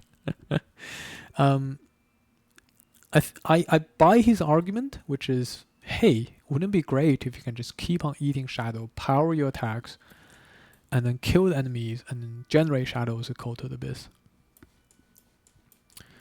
And like, if you were powering attack like Fluid Knight, right? Attack 5, eat another shadow, make attack 7. With your attack modifier deck, that's mostly attack 8. Like a single attack 8 is so much more impactful than a single attack 5. In terms of opportunity cost and timing cost, what I mean by that is like, hey, you can only take 2 actions every round. So if you can do this early and make the action that much more effective, wouldn't that just be more efficient ratio-wise overall, right? I totally get that argument, except for in those scenarios I'm playing 2 lost card on the first rest cycle, which then leaves me with 8 cards left after the first rest cycle, because I have to lose a card to long rest or short rest. That feels very, very risky. Maybe I just haven't experimented with it enough, but I find when you're down to 8 cards, you rapidly lose options as a Deathwalker compared to if you were to have 9 cards. I know 1 card doesn't make that much difference, especially on the second rest cycle, but subsequently you drop off that much quicker. I don't know. I've mostly found I have very little opportunities to do this, because if I'm on a short timer, so some scenario says, hey, you have to survive 9 rounds, right? I just don't find I have the time to be doing this and that, because I want to be doing like Eclipse and doing something with my shadows immediately. I don't want to be like doing 1 round of deployment and then have to wait to generate shadows. Maybe I should be doing Strength of the Abyss and Eclipse, but then that eats your shadow off so quickly because you don't get to regen shadow with Call to the Abyss. I find it just very hard to justify on high tempo scenarios to play Strength of the Abyss and Call to the Abyss and then have to wait for shadow to appear and then to use the shadow. Whereas on long tempo, on like on low tempo, long playtime scenarios, similarly, I find it very difficult to justify the use of this, because playing this with Call to the Abyss reduces my stamina so much that I don't survive for 20 plus rounds. So I do watch Euganthos' channel and I do watch him play Deathwalker. I personally have found it very difficult to execute his style of Deathwalker, where he values the bottom half of Strength of the Abyss a lot. And to be honest, in most of the gameplay footage I've seen, he doesn't always deploy this, so I don't know. I know he thinks very highly of this card. The bottom half, I personally don't think very highly of the bottom half on +3 difficulties. I just find it too... It's like anti-synergy to what you're trying to do. So yeah, difficult to execute the bottom half. I would love to hear my audience comments and your experiences on whether you've made this work or not on +3 difficulties. I think maybe the other difference is I always play +3 difficulties with 4 players, whereas I think he plays either +2 or +3 on 3 players most of the time. And I think having less monsters might just mean less rounds overall, so that this actually makes more of a difference. So, I don't know. Next 4 cards are the, hey, these are interesting cards, I don't know how to play with them type of categories. These are really your sideboard cards, I find. So Dark Fog is probably the most important of the sideboard card, because earlier on you don't have many shadow movement abilities, and moving a shadow for 5 hexes is so important for cards like Fluid Knight, right? Because these 2 combined just basically guarantees you to hit basically anything for 5 within a very, very large radius. And often it's my door breaching tactic. So I think I talked earlier about breaching doors and how Deathwalker is very good at delivering shock value when you breach doors. Imagine you open doors and you have like, I don't know, like a level 4 Algos Archer sitting behind it with 10 HP. delivering like a 6 damage attack with Fluid Knight and bottom half a Dark Fog. Perfect opening for your, your Drifter might open door, smack the guy for 4. You do move Shadow for 5, destroy Shadow for Fluid Knight for 5, +1 from your modifier most likely. Hey, you've killed that archer. And I find that to be a very, very good combo. Top half of Dark Fog, I don't play often, but I do end up playing it sometimes. It's almost like a bit of an emergency, like I have loads of 3-4 hit point enemies left, and nobody can get to them, and they're really annoying. Maybe the imps, right? They're sitting in a cluster, and they're about to deliver a whole bunch of attacks to you. Especially your Deathwalker, you always generate dark, so there's always element left lying around for those imps. You might just have to execute the top half of this just to kill them. But of course, if you do kill them, you don't get to curse them. So that's the downside here. But earlier on, if you have a power potion, this is probably where your power potion is going into. Initiative for Dark Fox, I actually find this most of the time is fine. 46 is totally fine for breaching situations, and if I'm doing this combo, I can always rely on Initiative 24 from Fluid Knight if I want to go a bit faster. Lingering Rot. Lingering Rot, I would say the top half I find exclusively good for Algok's offensive scenario, where you have a whole bunch of archers grouped up, and executing this one card on 3 of the archers potentially could be a lifesaver in that first room. But otherwise, I haven't found too many uses for Lingering Rot. Just because, I mean, attack 3 target all enemies, remove the shadow for poison for 2 EXP is good. Don't get me wrong, it's good, but I prefer, like I said earlier, to just dump. I mean, if this was like Wave of Anguish, you get 5 attacks for 3 on the same enemy, or you can choose. That would be amazing.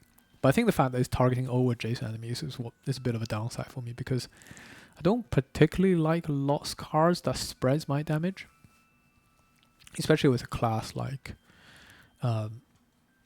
Deathwalker, because you are competing really for slots that allows you to do single targeted damage, high damage against single target, and that's just gonna be more useful on hard level. So yeah, Lingering Rot, situational use for the top half. Bottom half, I find on paper it always sounds good to move 3 and poison a guy, but in reality, I don't often find myself wanting to be next to the enemy and then having to move back and forth. Basically, my style of Deathwalker just means I don't move a lot. So yeah, I've taken this card, especially when I first started playing Deathwalker, I was thinking, wow, it'd be great, right? Like, I can do my attack and then maybe go slow with 64, or I can poison something and then do my attack, maybe like this and this, that I can do attack 7. Wow, love it. But then in reality, I often find like, once I'm playing this initiative 64, the battlefield might be in a position I don't always want to be stepping forward into, especially because I don't have guaranteed fast initiative cards. Like the fastest cards I have is 14, but once this card is out of your pool, what are you really doing to ensure that if you stepped in to poison an enemy and you attacked it and you didn't kill it, which is often the case on +3 difficulty, how do you step out of that sticky situation? You can't really do it with cards like Initiative 26 and 24, because the one time you get that wrong, you having 6 hit point will just die. So I find that maybe this goes into what I was saying about the melee Deathwalker. I find the risk and the payoff for a single poison and the risk of where that might potentially put you is too great to take for the Deathwalker. Wave of Anguish, I talked about already, top half. I mean, the top half is basically your go-to for attacking a boss. 5 times 3 attack, hopefully the boss is poisoned. Results in quite a bit of damage, actually, given how good your attack modifier deck is. You can always inevitably get out a disarm somehow, or a couple of curses. So I find the top half, when you do in certain scenarios where you do need this, maybe you are on a timer against the boss, syncing actually the digital, the tutorial missions on the digital, Wave of Anguish really shines here. Bottom half, the move 2 is okay, it's just a basic move. Basically, this is a basic move glued on with a basic move for your shadows. I actually do not find the bottom half to be that useful. Like moving 2 for Deathwalker, when you are used to just moving your shadow for like 5 at a time with something like Dark Fog, moving 2 is just not that exciting. Moving all your shadows up for 1 is also not that exciting. I find 1 is just not enough often. If your shadows are really out of position, moving all shadows for 1 is just not going to do it. Like sometimes your shadows are so out of position because it's just the way the battlefield has evolved, and you really need to execute an attack.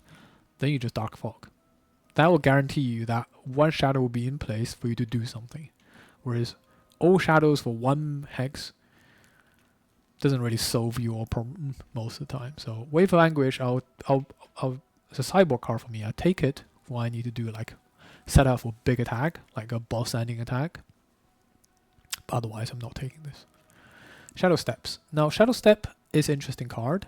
The top half is actually attack 3. So even if you strip away the move 3 with a shadow, it's actually just attack 3 melee. So it's actually initiative 19 attack 3 is not the worst thing in the world. You know, I can see that being good, and the fact that you can pair with a potential move into a shadow, yeah, has its uses. But I just find again, very often I'm only doing either the move 3 or the attack 3 with this card. And then when I tested the melee Deathwalker, just like, yeah, great, this does enable me to get into position, because what you could do, right, you could potentially move your shadow on the bottom half with cards like Dark Fog, and then you can move yourself to step into it.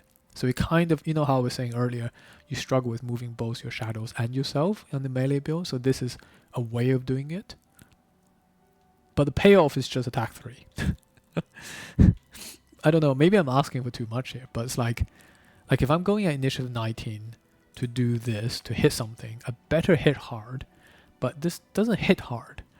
So alternatively, I'm doing this really slow with a card like, oh, actually on level 1, I don't even think I have many cards, so maybe this could be the turn, but then this is not really slow enough. I think this is the exact problem I had earlier on with the Deathwalker. It's just like, what am I doing here? Like I've done this, and it doesn't guarantee me to go behind before after the enemy, and I've done this, and maybe it guarantees me to go before the enemy, but I'm not really doing enough damage. And again, like, yes, with Flea Bitten, sure, it helps because I can do all of this and still not be targeted. My friends can tank for me, but all I'm doing is attack 3. Like, you know, with someone like Banner Spear, hey, you do that, you go in and do an Unbreakable Wall, you're doing like 6 damage or 9 damage, right? Whereas you've done a whole bunch of work and you just done 3 damage. The payoff just isn't there for this card, I find. So on paper, I really like this card, top half, but I think it's just there isn't enough good cards at level 1 to pair with it to really for you to power this. Bottom half, move 6, place a shadow. I actually find the bottom half to be more useful, even though it's a lost card, because sometimes you do just want to run. And sometimes you do just want to run and give yourself Cloak of Shadow. Not bad. So I think especially for your masteries, because earlier on you have a mastery that says remove 7 shadows, place or remove at least 1 shadow each round. This bottom half actually just gives you ability to place a shadow, right? So even though it's a lost card, this actually contributes quite greatly to your achievement of your mastery earlier on, and you kind of want to do your mastery early on, right? Because you get the most payoff from the longevity of the usage of that perk. So this bottom card definitely comes in handy for doing your mastery, and sometimes it does come in handy because move 6 is good. Move 6 is good. Move 6 wearing leather armor is great if you're in an escape scenario. Okay, so that's level 1 cards. I will take a pause here, have a brief rest, and then we'll come back and look at the rest of the cards, the perks, and some of the sequencings I've been talking about before. So, alright, let's talk about 2 to 9. So, level 2. I think level 2 you only have one option, which is Deepening Despair. And the reason for that, I think I've already sufficiently covered. The bottom part of this card is so unique and is so powerful, there's almost no competition. I would almost think there's no card set in the Deathwalker's card set. I would say even at any level compete with the bottom half of this card, which is how good I think Deepening Despair is. And the top half is not too shabby. A 4 damage attack against enemy adjacent to at least 2 shadows. Now, At level 2, if you did pick Deepening Despair, you're probably not going to be using the top half or the bottom half of this card, surprisingly enough, because you don't just often have enough shadows or shadow movement for this top scenario to happen. And you're probably not going to be doing any scenario quite yet. Well, if you took the Fist path, you would with scenario 6, but most of the time you're probably not really using the top half or the bottom half because you just don't have the conditions yet. In which case you would just take this for the initiative, actually. I sometimes just replace Anger of the Dead with Deepening Despair, or I'd take it alongside Anger of the Dead, give me 2 ways of beating the Algog's Archer. So it's fine. But as you level up more and more and you get to activate more and more of the top half and the bottom half, wow, this card really kicks off. And remember, the top half is a range attack, and like I said earlier, Fluid Knight is a melee attack. This is a range attack, so it combos well with your weighted net as well. The other option on level 2 is Restless Spirits. Now, Restless Spirits sounds fantastic because attack 6 curse EXP, amazing. But I think I've mentioned earlier why I don't like the melee build, so I won't repeat it, even though this is a pretty good payoff. I really wish I would be able to take this more. Now, for a very long time, maybe not very long time, but at least for the first 2 times I played the Deathwalker, I've actually picked Restless Spirits in a ranged build more than I'd picked Deepening Despair because of the bottom half and because of a ruling on Banner Spear's interaction with the Deathwalker. I'm going to just drag out the Banner Spear here just to show you what I mean. So very early on, and I think I've covered this in one of my videos, I was under the impression that the Banner of Strength interacted in such a way with the Deathwalker that so long as the Deathwalker is next to the Banner Spear, your attacks will be powered by this +1 damage, which meant that, you know, if I was killing enemy here with a shadow, even though the shadow is very far away from the Banner of Strength, I still get the +1, so it makes Fluid Knight attack 6. But in reality, and also this is, incidentally, this is how the digital game currently works. The digital game still has this, I don't know if it's bug or feature, whatever it is, but later on the ruling changed so that the shadow has to be next to the Banner of Strength in order for you to benefit from the +1 attack. And that actually changed my assessment of Restless Spirits, because previously I cared a lot at level 2 about just using Fluid Knight over and over again. And I would find it annoying that I only have one way to guarantee the activation of Fluid Knight, through Dark Fog. And Restless Spirits, bottom half, gives me almost another guaranteed way, because it says move a shadow up for 4, and then you could then remove the shadow to do 3 pure damage, but you don't have to. So the bottom half of this card is basically an initiative 20 activation for Fluid Knight, which I found very, very useful most of the time, because, you know, either I use this card just because I've used Dark Fog already, right? For some reason, it didn't activate with Fluid Knight. Maybe I used it with something else. And later on, when I pick up Dawnmate, this becomes even more acute of a problem. You know, like shadow movement is a big deal, right? And moving a shadow for 4 is actually really useful, especially if later on you have 2 uses of those shadows through Fluid Knight and Dominate, we'll cover in a second. I actually thought, oh, this is great, because all I had to do, and I think in both those times I play with the Banner Spear, who likes to deploy the Banner Strength. I just like, you know what, I just stand next to the Banner Strength, and I can just nuke enemy for 6 one at a time, and my only problem was not having the shadow in the right place, and Restless Spirits just gave me another way of doing it, a very, very fast initiative. Great. Worst case scenario, if I'm playing against a heavily shielded enemy, I can just choose to destroy the shadow and just do 3 damage. Also great. Worst case scenario, I can do 3 attack for curse or 6 damage with curse. Great. So actually earlier on, I actually preferred this card because of the interaction with the Banner of Strength. But since the change, I've devalued this a lot more because of that ruling where the shadow has to be within range 2 of the banner.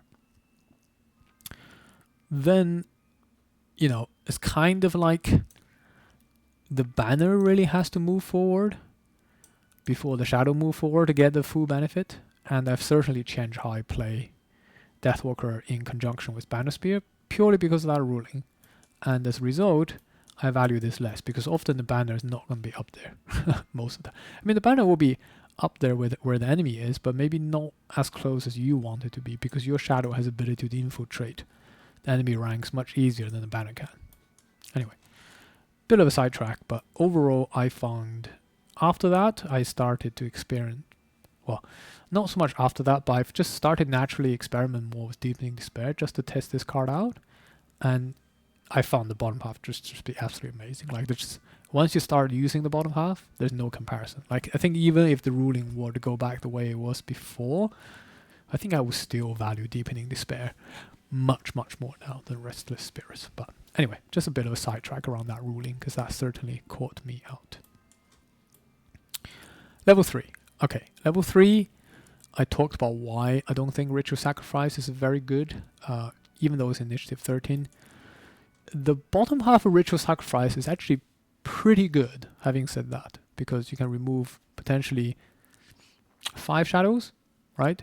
And give one ally or yourself 5 shields. You probably don't want to be giving yourself 5 shields, but giving your ally like 5 shields, even if you give your ally just 2 shields or 3 shields, that's just almost guaranteed a round of nothing happening to your ally. So yes, you probably don't want to be in that position, but if you had to be in that position, it's pretty good. Now, I wish the ability was the other way around, which is you get to move first and then remove shadow within range 3 and grant ally. Remember this, you're granting allies is, you know, it's infinite range.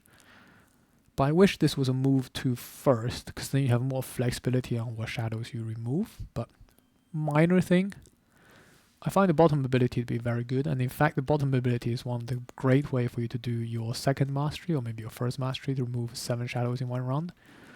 This gives you a great way to remove a whole bunch of shadows.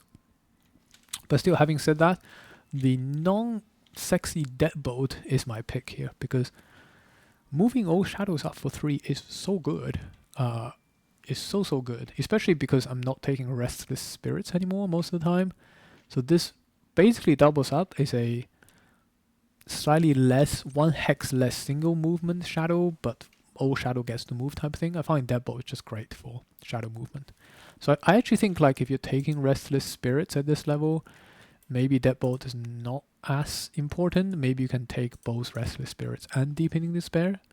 In that case, I wouldn't go out of my way to take Ritual Sacrifice at level 3 personally, because yes, shielding is great, but you really want to be using your shadow to be killing enemies. I think it goes back to the philosophy of you're so unique in the sense that you can use your shadow to do infinite range, non-retaliating attacks. Do you really want to be, like, I don't know, granting shields to your allies when you can just be killing the enemies? So yeah, Deadbolt, I think otherwise, bottom half is great. Top half is also great. Range 4 is good for bypassing those pesky 3 range retaliates. And hey, getting a curse is always good. I find, like, at high levels, the curses are quite swingy. You know, if you do draw them, you can save yourself 7-8 hit points. It's pretty good. So, on top of that, Deadbolt actually solves the problem you've been having, which is, I think I mentioned earlier, at level 1 cards discussion, you don't have a lot of high initiative cards. And you have quite a bit of early-ish initiative cards in your toolkit.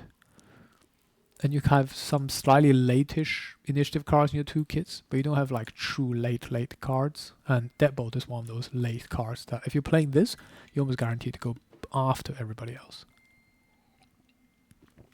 Okay, level 4 is possibly not very exciting. So put across, top half, I'm just going to ignore it. Like, Baning enemy over a shadow and a loss, yeah, whatever. I find Bane in general not to be a super good condition, because you give the enemy effectively another round before it even kicks off. But hey, I think if you're really taking put across, you're taking it for the move to invisibility. Invisibility, as I said in the Blink Blade video, is a great, absolutely great condition, because it guarantees you 2 rounds of not being attacked. You just take this with a fast initiative cards, and the next round you go slow.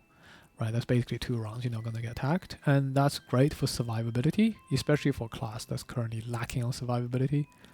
But because I play ranged Deathwalker exclusively, and I think you should too, there's almost no reason for you to get up close that often. The only time this card would be useful is when you're fighting against robotic bolt shooters who are guaranteed, or shriek fiends, who are guaranteed to do multi-target attack every single time, and there's no way for you to get away from them. That's when the invisibility really kick in, because it literally saves your party a hit, right? Because you don't have a choice of not tanking it. So I think if you're really wanting to do those scenarios early, like you want to fight infected early, or you want to cross the bridge early, maybe put across is what you want to be taking at level 4. And I would say you have a good point, because all Fleeting Dusk really gets you is extra shadow every rest cycle. I've taken this card so many times, and literally every single time, all it does for me is gives me a shadow. Now, giving you a shadow is not bad, don't get me wrong. Especially early on, you don't have too many ways of generating a shadow, right? Because this could mean that you can now do Call to the Abyss and deploy a shadow immediately. That solves your problem having to wait for something to happen before you even get your first shadow out to start using Fluid Knight. This means that you could generate, even without Stamina Potion, you could generate 5 shadows. With Stamina Potion, you could generate 6 shadows in a single cycle, so that you can eat a shadow with Fluid Knight and eat a shadow with something else and still be on 4 shadows. Like, don't get me wrong, Fleeting Dusk is a absolutely amazing workhorse card that I will value 100% of the time. I barely ever use it for the top half, but the bottom half is just good enough. Adjacent could be underneath yourself as well, so it can easily help you activate Cloak of Shadow as well, giving you leather armor, basically. But I think there's a legit reasoning for taking Put Across here, if you really want the invisibility and extra survivability. I think especially if you're playing on a lower player count, like 2-player maybe, you just can't get away from the monsters. Maybe going invisible is fine. But overall, I think Fleeting Dusk is probably a normal pick here, just for the extra shadow generation. Now, level 5 is really interesting. Level 5, I think medium is great, because I would love to be able to do attack 5 and immediately giving myself a shadow if it kills enemy. But I think, again, this goes back to what I said about melee Deathwalker, and maybe at level 5, right? You are on like 10 HP now. You probably have Cloak of Shadow.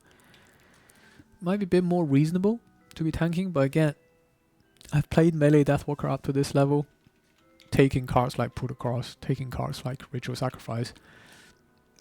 I just found it too risky, and I think this initiative doesn't help, honestly. I think if this initiative was really fast, I would be much happier playing this card, because what am I playing this card with is the question, right? Because if you want to kill an enemy and get the shadow, you probably want to go fast. You probably not wanting to go slow. You want to take off the high value target, basically. So then you probably haven't started your round next to the enemy, so you're moving fast into it. Then what are you doing? Like, are you doing Call of Doom? You're doing teleportation to get into it? You do what am I doing here? I think is the problem I have with this card, like on the bottom half. Or if you want to go slow, what am I doing it with it? Eclipse? Well, if you're playing melee, you're probably just deploying Eclipse right away. 63. I actually think this card is top half's not a bad card. In fact, I think on paper it's a really good card. I think it's just tied to a very, very, very weird initiative that it doesn't really combine well with anything else, because you kind of want a high movement value card that's either a fast initiative or slow initiative, but you just don't have that. Eclipse ignored, obviously, because you're going to be using that to deploy shadows. I just don't have that anywhere in my 2 set currently, so I find when I take this card, I end up in this really weird position of struggling to get this effect activated at the right time. Then the bottom half, at start of each of your turns, move a shadow for 3. I think that probably helps with your melee build overall. To be fair, I've never tested this passive effect, because I find, like, in my head, wanting to attack something and drop a shadow out is just so useful. So I have never tested this again. But then again, I think it goes back to what I was saying earlier. Losing 2 potential cards off the get-go to have this effect activated, I don't know. Feels a bit painful when you don't have that many cards to play with. Anyway. Whereas Dominate is just amazing, right? None of this side is a loss. Bottom half is a move 4. I almost feel like these 2 cards should be paired together somehow. Move 4, Generate Dark. Great. Initiative 29, not the fastest, but it's fast enough. Hey, it's good. Top half, Dominate. Attack 6. Dark, Disarm, Remove Shadow. That's basically a better version of Fluid Knight, and Fluid Knight is a MVP for me, so why would I take this? I think for me, just a range side, just so much more natural to play and less risky, right? You don't need to be next to the enemy like medium. You have to be next to the enemy to execute this. Then you have to worry about initiative. But hey, guess what? If I'm not next to the enemy, I don't need to worry about initiative at all. Right, 29, yeah, sure, Drifter might get hit. Oh wow, poor Drifter. But I'm not gonna, my survival, my Deathwalker survival, which is the more fragile character of the party, is not gonna depend on whether I execute Dominate before or after the enemy. And no matter what you do, your party's gonna appreciate a 6 damage disarming attack. Now, at level 6, I think you have a real choice. I think before all of this, I don't think it's a real choice because I'm naturally taking this. And then I think maybe you have a choice here, but really most of the time you're taking Fleeting Dusk because you're going to help yourself with Fluid Knight and Dominate by just having extra shadow around. So I think up to this point it's a pretty safe choice all the way through. At level 6, the choice really gets a bit crazier because this is almost like, do you want to do more single target damage or do you want to do more multi-target damage? Up to this point, multi-target damage is definitely Deathwalker's weakness. From this point on, Deathwalker will pick up multi-target attacks. And Vengeful Storm is like the key pinnacle in that multi-target attack because it's initiative 18. It can be up to 6 targets, which is crazy. That's basically every monster in the room, I think, most of the time. And it's at range 4. And you can drink Power Potion. You can use your Goggle, whatever, to make this into advantaged, high-powered attacks. It's a range attack, so you can apply things like Immobilize selectively to the right target. You can do other effects too.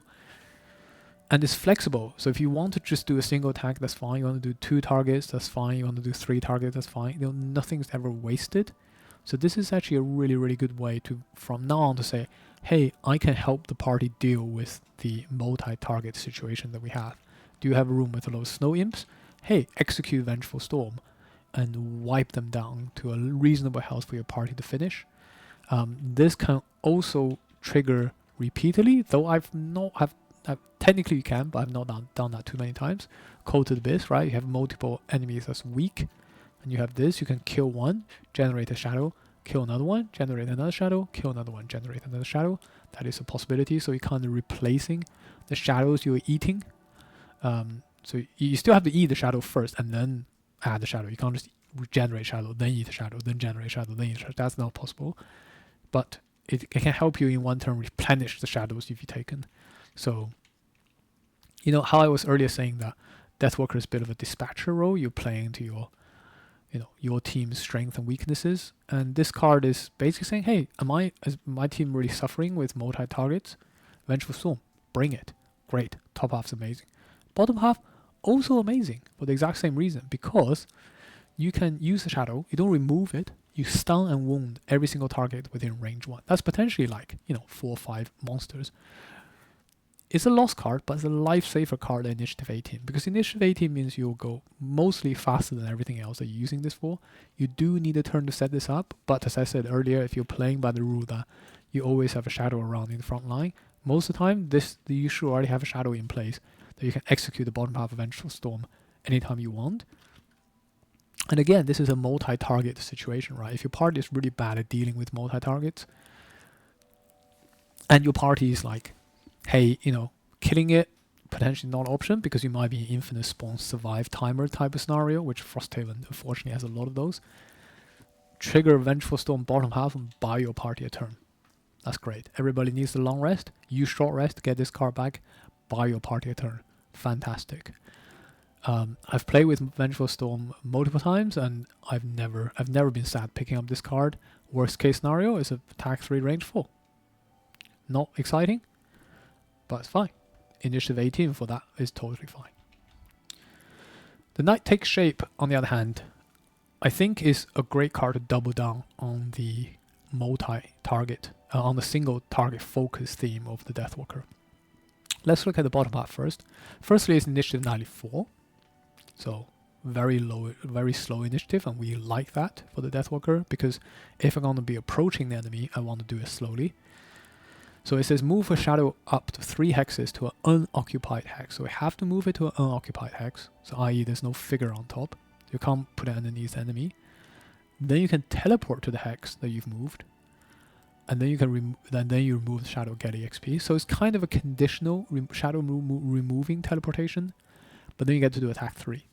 So potentially what you could do is combine this card with any other melee attack, like just even Strength of Abyss is fine, so that you can do this and this, right, to do 2 melee attacks.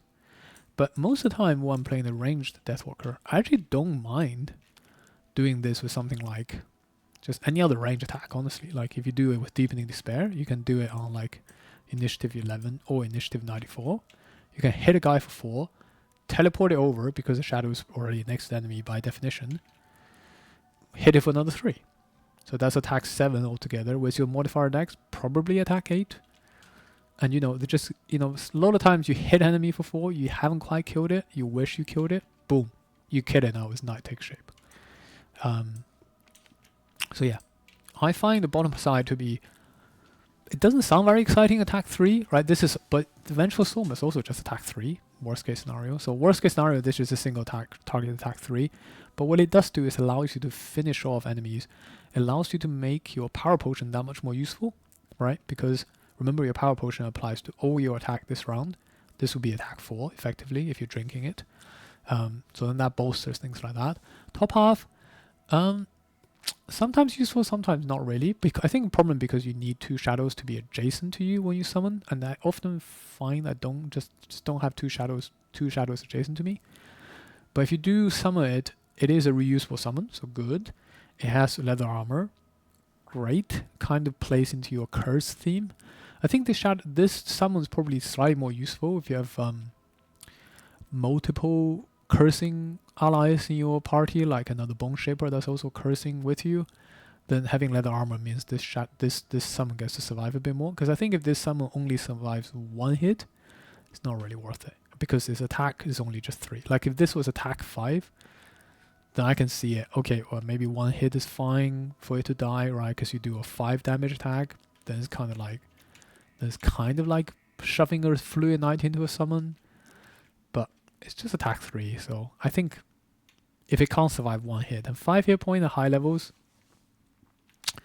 not really good enough, because like level 7, these guys doing 5 or 7. At level 7, these guys doing 5 or 7 is rare, even with leather armor, for this thing to survive 2 hits, I find. And the bother you have to go through to get rid of 2 shadows next to you to summon it.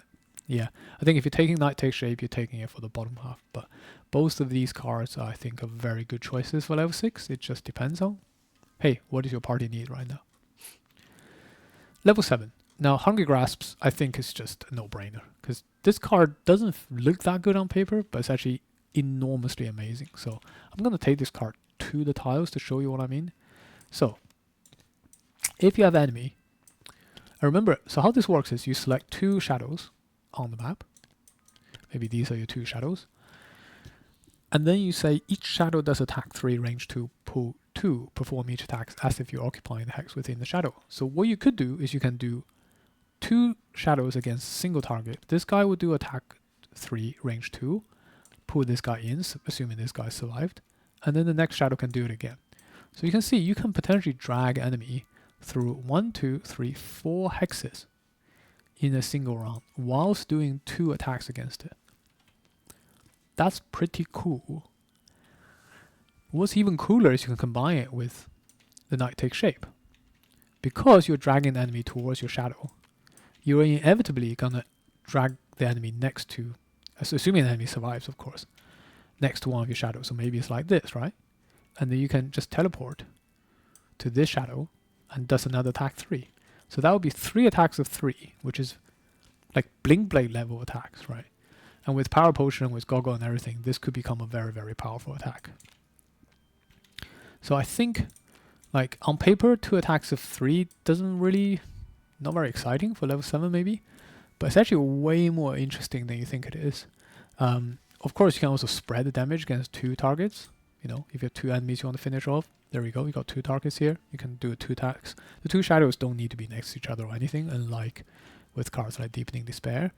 And more interestingly, if you have any characters that utilizes terrain, traps, hazardous terrain, right, anything like that, Hungry Grasp become a power attack, because the shadows, whilst you can't go onto the traps or the hazardous terrains without taking damage, your shadows are more than happy to do so, right?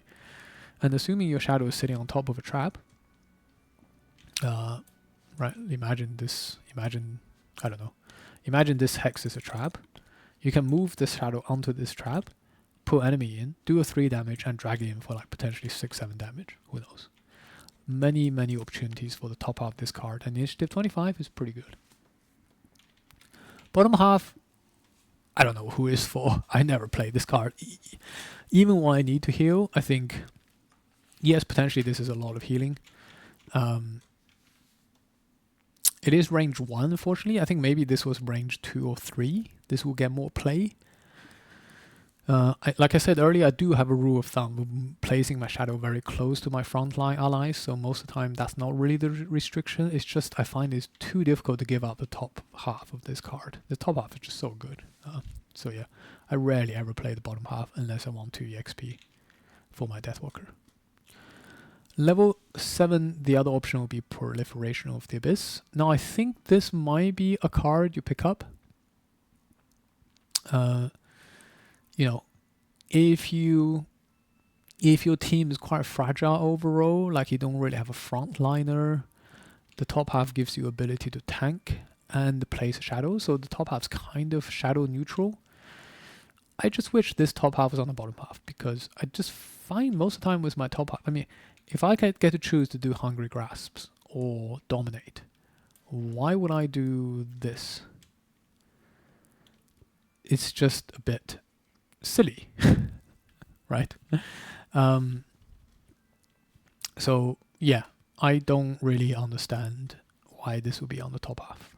But I think because this is on the top half, theoretically this could be quite good, because it allows you to place a shadow, allows your allies to absorb attack, which is all good. Initiative 38 is not too bad, plus this is a persistent ability. But hey, I think I'd rather just be attacking, honestly. So I think if this ability was on the bottom half, I think I'll enjoy it more. Bottom half of this is very good. Move 4, move 2 shadows for 4, great. I think maybe if you didn't take like Deadbolt or something, maybe you need more shadow movement right now. But still, I think it doesn't really, none of these abilities really compare with the top half of Hungry Grasp. Hungry Grasp is just so good. At level 8, I think level 8 has a real choice. I really wish Frozen in Fear was back here, so that I can, I don't know, potentially have a real fight on which one to pick here. But Frozen in Fear is really good, because one of the problems with Frosthaven I find most often is the first round is really problematic, because the first round you have lots of enemies rushing towards you, and you're really struggling with dealing with like potential first round rush from the enemies. And Frozen in Fear really helps you with that, because you can deploy shadows potentially with like Coated Abyss, bottom half, and then you can immediately freeze all enemies next to it. So 2 range for shadow placement is not amazing, but sometimes it's good enough for you to freeze like 2 or 3 Algoxes to save your party from being destroyed on the very first round while everybody's setting up. And of course, everybody who's immobilized, or from either these abilities or already immobilized, get to suffer 1, and with Dark you get to make them suffer extra 1. You know, you can easily see Frozen in Fear becoming a combo with Dark Fog, right? Shove that shadow up 5 hexes, Freeze mode, do damage. So good. Initiative 21, fantastic. Bottom half allows you to place more shadows, so if you really need it, you can use it, but most of the time you'll be using it with the top half and you'll be happy with it. If only it wasn't competing with Lashing Tendril, because I like immobilization. But I think, again, this is a theme I come back to over and over again. I just prefer doing 5 damage, 5 pure damage. 5 pure damage is a lot of damage. You know, that's like, right, if you combine that with Fluid Knight, you're kind of doing 10 damage. Pretty crazy in one round, whereas Frozen Fear, like if this was on the bottom half, sure. But yeah, Lashing Tendril is just too good. What can I say? I think it's almost like Frozen Fear is good, it's a good card, but just getting out-competed in my mind by Lashing Tendril. So yeah, move 2 shadows for 3 hexes. By the time you get to this level, assuming you've picked up what I said, what I think you should pick up, which is Deadbolt, and this, and if you've picked up Restless Night, which is another perk that allows you to long rest and move a shadow for 3 hexes, between all of these cards, you should have enough shadow movements at this point, guaranteed to do anything you want. So Lashing Tendril I find just great. And because you don't eat shadows here, by the time you get to level 8, you sort of have a build where you can just maintain a lot of shadows on the board, and you can always just smash the glass, eat all your shadows for emergencies. But most of the time you can just, you know, have your shadows hang around, have all the flexibility you need, teleport anywhere you want, hit anywhere you want. Amazing. So yeah, Lashing Tendril bottom half, move 2 shadows for 3, 1 enemy adjacent to both. Remember, it has to be moved shadow, it can't be just any shadows. Suffers basically 5. You should set this up with Dark, really. And I find it to be a very good combo with Hungry Grasp, because very often you move the shadows into places where enemies are, you do the damage, and then you can double up attack on the enemy here with Hungry Grasps. Top half is also very, very good if you have any characters that lean into tanking with shield or lean into retaliation. Try activating Lashing Tendril because it's retaliate to range 2 whilst occupying shadows. It's a great passive. I think there are times where this gets stacked so high with certain characters. I mean, Drifter is a clear example in the starting character set, but later on as you unlock more characters, you have more characters with ability to stack shield, stack retaliate. This can quickly get out of hand. It's kind of crazy. Okay, finally level 9. Now level 9, I think I will pick Black Clans 100% every single time, because the way I play is because of all the cards I picked. So I'll just show you which cards I pick. I'll flip over the cards I didn't pick at every single level. Well, this one's a choice really, but yeah. This is kind of my progression range for the range Deathwalker build, and this time here I think you have like I said, you have a real choice on which one you want to pick. But at this point, most of the time, I have 5 shadows lying around. I basically start with Eclipse and this, then I drink Stamina Pot, have this back, then I have this.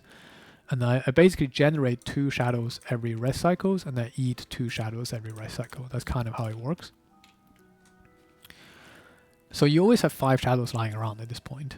And then Black Clowns becomes my, hey, if I want to eat a lot of shadow to finish off somebody, that's what I'm going to do. Because I have so many shadows lying around, most of the time with this move 3, with just a movement boost, this becomes move 4.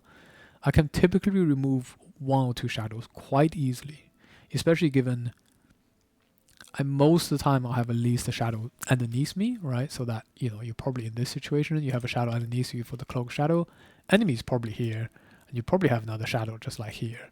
So you can move 4, you can go 1, 2, 3.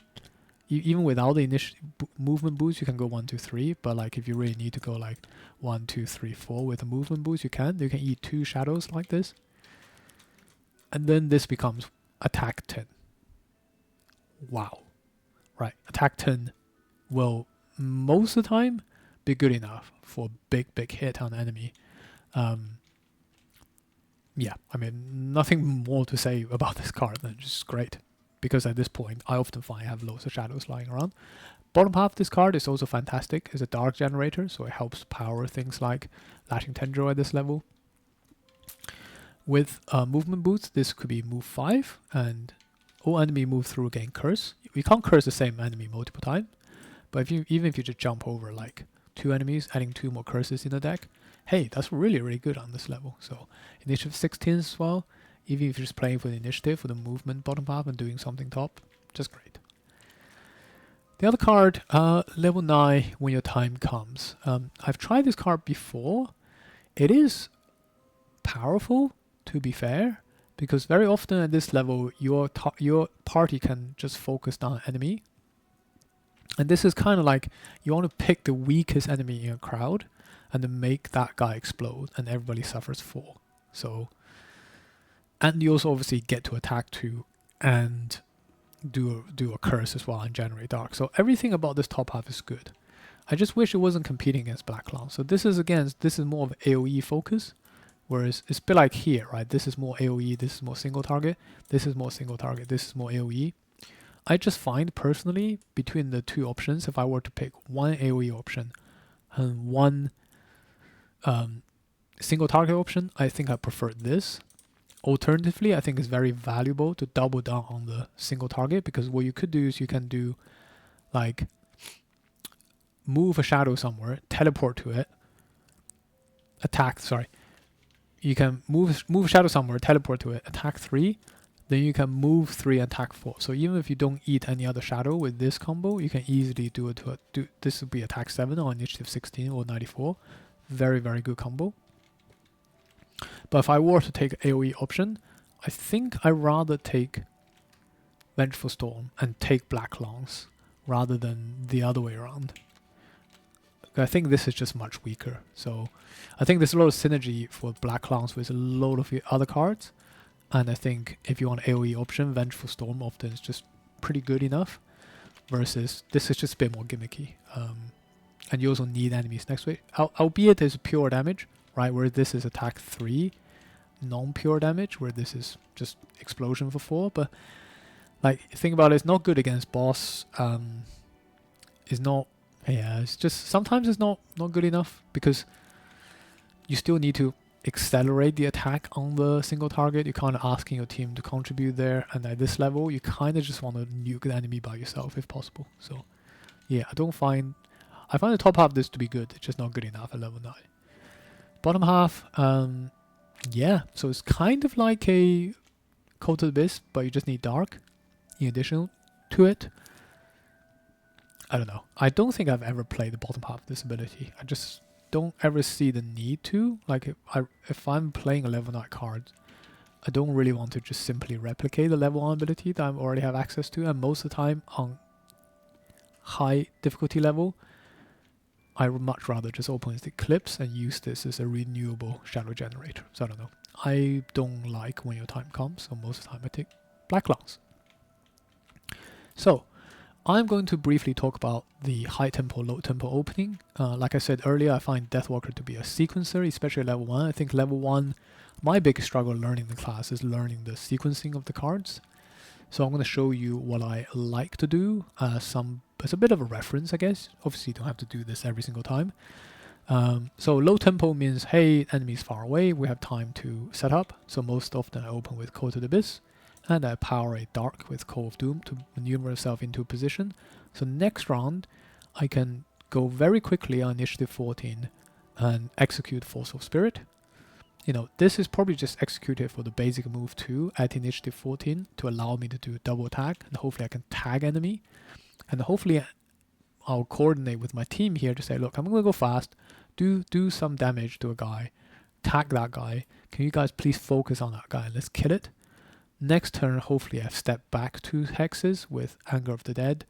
I'm now in a safe position to Dark Fog that shadow that I've generated last round from the team focusing on the single guy, and then execute Fluid Knight, tag another guy, generate Dark, now I have Dark again. I can go Black Barrage with the Dark, again reposition myself next round. So the next round I can potentially use the extra shadow I've generated to heal up my team and move a little bit and reposition shadow as well. That might help with healing here. So that could be a very simple low tempo, you know, you're doing attack for 6 here, attack for 5 here, and attack for 3 here. Not a bad rest cycle, plus a bit of healing at the end of a rest cycle. You may have applied poison, may not, you may have applied wound, may not. High tempo scenario. So these are scenarios enemies gonna be on you immediately. You don't have a lot of time to wait for shadows to come out, right? Because if you're, like you can see here the sequencing bit right here. Like if you don't get the shadow here at this point, you can't do Fluid Night.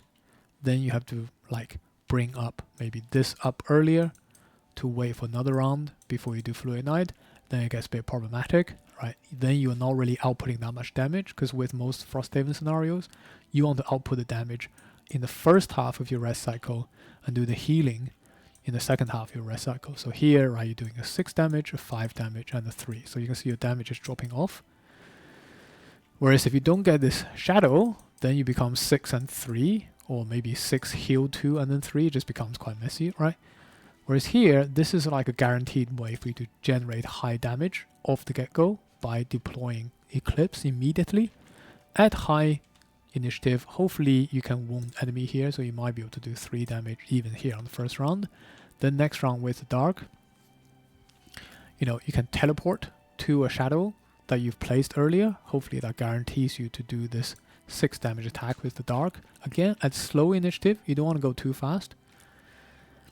And then next round, you can then go deploy a shadow to guarantee that you can do Fluid Night. So maybe you can do 5 damage here. And then here, you can then move with the poison and maybe do like Black Barrage here, right? Because of the Dark here, you should be able to do 3 damage here with range 5.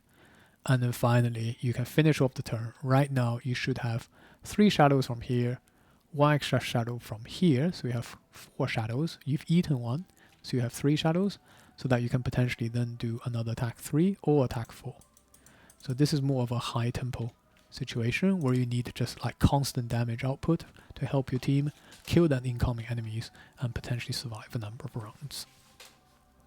Anyway, just some food for thought. Obviously, not every scenario is going to play out like this, but I find like very often the opening like this, where you're aiming at level 1 to execute Fluid Night in the middle of your rest cycle, is going to be a big payoff for you and for your team.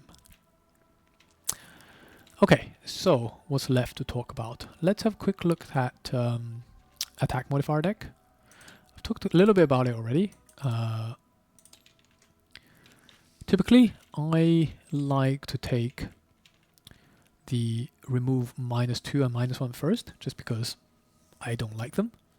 I want to, and especially synergistically for the Deathwalker, if you need to kill enemy to generate shadow, you don't want to miscalculate because there's a -1, -2 lurking in your deck. So removing all the minuses tend to be my first pick. In between those, I like to slot in the ignore scenario effect. Sometimes the scenario effect just adds -1s to your deck, and that's really hurtful for the Deathwalker who relies on killing to generate shadow. So if you see one of those coming up, and you definitely do have some of those earlier in the Frosthaven campaign, hey, just slot it in. It's kind of like, replacing a -1. If you're going to be adding a -1, it's kind of like the same effect. So I slot that in somewhere. Thereafter, I like to play very conservatively, so I start to get rid of the zeros. That's typically how I play. Get rid of the 0 for the +1. Some scenarios where disarming is really important, I will start to slot in these ones quite quickly.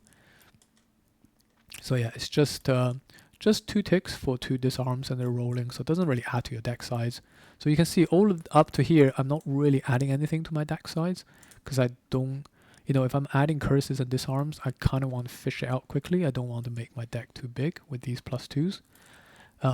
It's at this point, I start to think about taking some of these perk abilities. So Restless Night typically is my first pick, because it kind of replaces a shadow movement card. It's kind of like playing a Dark Fog. Not quite, but it's kind of like it. Because later on, as you pick up more and more cards, you're going to start to have trouble deciding what to cut from your original level 1 cards.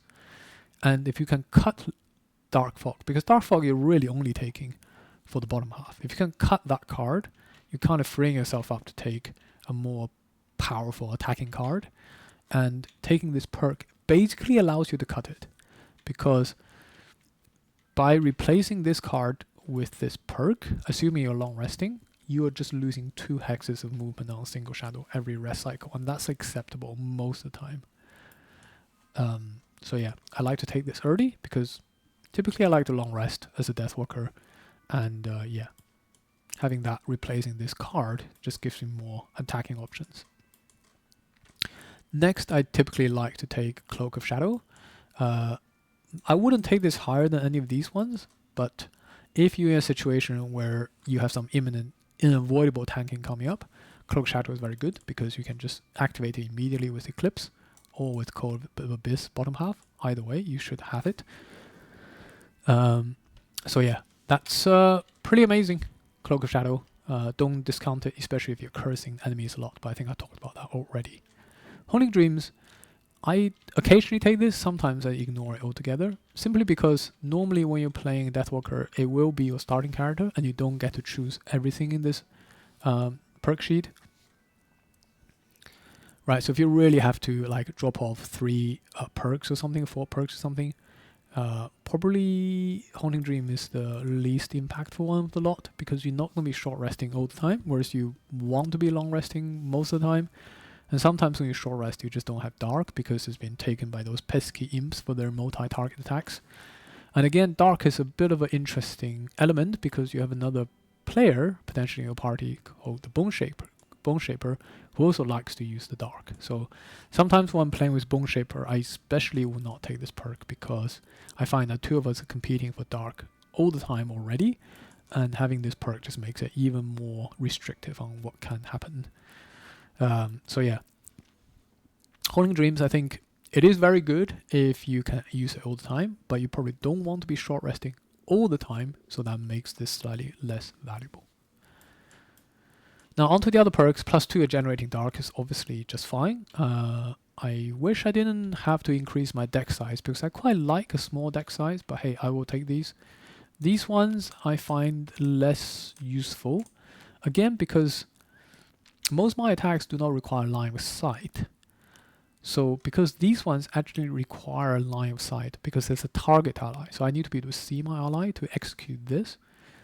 Because most of the time my Deathwalkers are around the corner because I'm not moving it altogether, or my Deathwalkers sometimes are on a different floor altogether.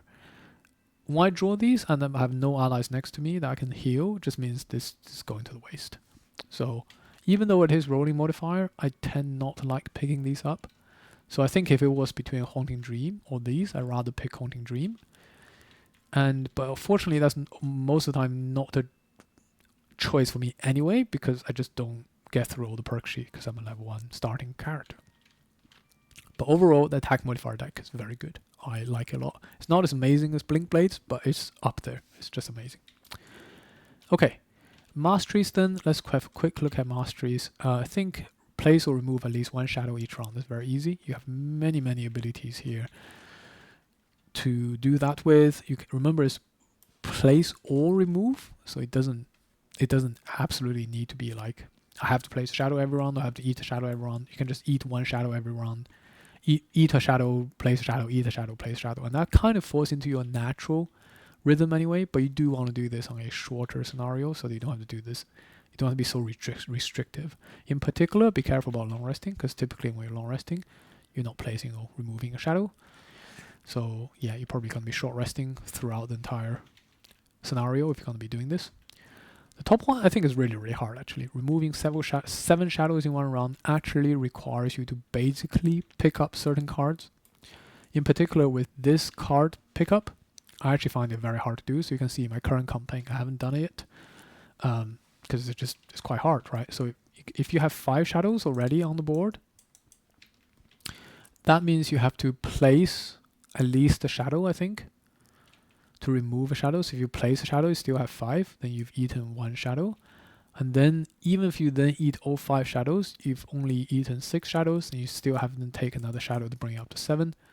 So you kind of need to have 5 shadows on board. Then then place another shadow with something, maybe something like bottom half of Fleeting Dusk, and then eat all 5 shadows with something like Vengeful Storm potentially, or like Black Lance. Then you have 6 shadows. Then you need to eat another shadow in the same round, potentially with something like Fluid Night, but that has to assume you've generated another shadow with Cold to the Abyss while you're doing this attack. Then you can take some damage and then teleport somewhere, eat that shadow. So you can see lots of things need to happen for you to achieve this mastery, and that makes this mastery very hard to do in my opinion. So this is kind of a weird natural debuff to the Deathwalker, because so far of Drifter, Banner Spear and Blink Blade, all of your masteries are quite easily achieved, which means you have extra perk. Deathwalker just miss. I find most of the time when I play Deathwalker, I always miss a perk because I can't do the first mastery. Right. Finally, items and then solo scenario. So items, I think this is your mandatory starting class if you're using the Gloomhaven imported items.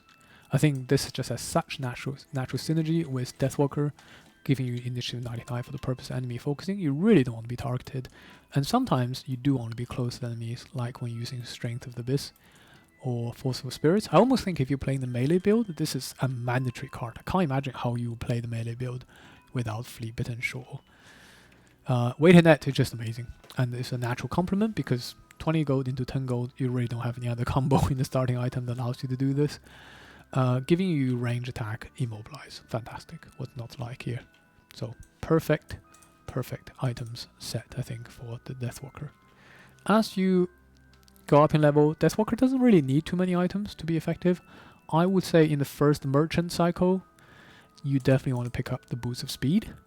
The 10 initiative makes such a big difference to Deathwalker. I normally don't like this boots for most of my characters, but for Deathwalker, it's just so good because it boosts many of your initiative 20-ish attacks to be initiative 14, initiative 19 here, initiative 15 here, make this initiative 6, right? It just has so many applications.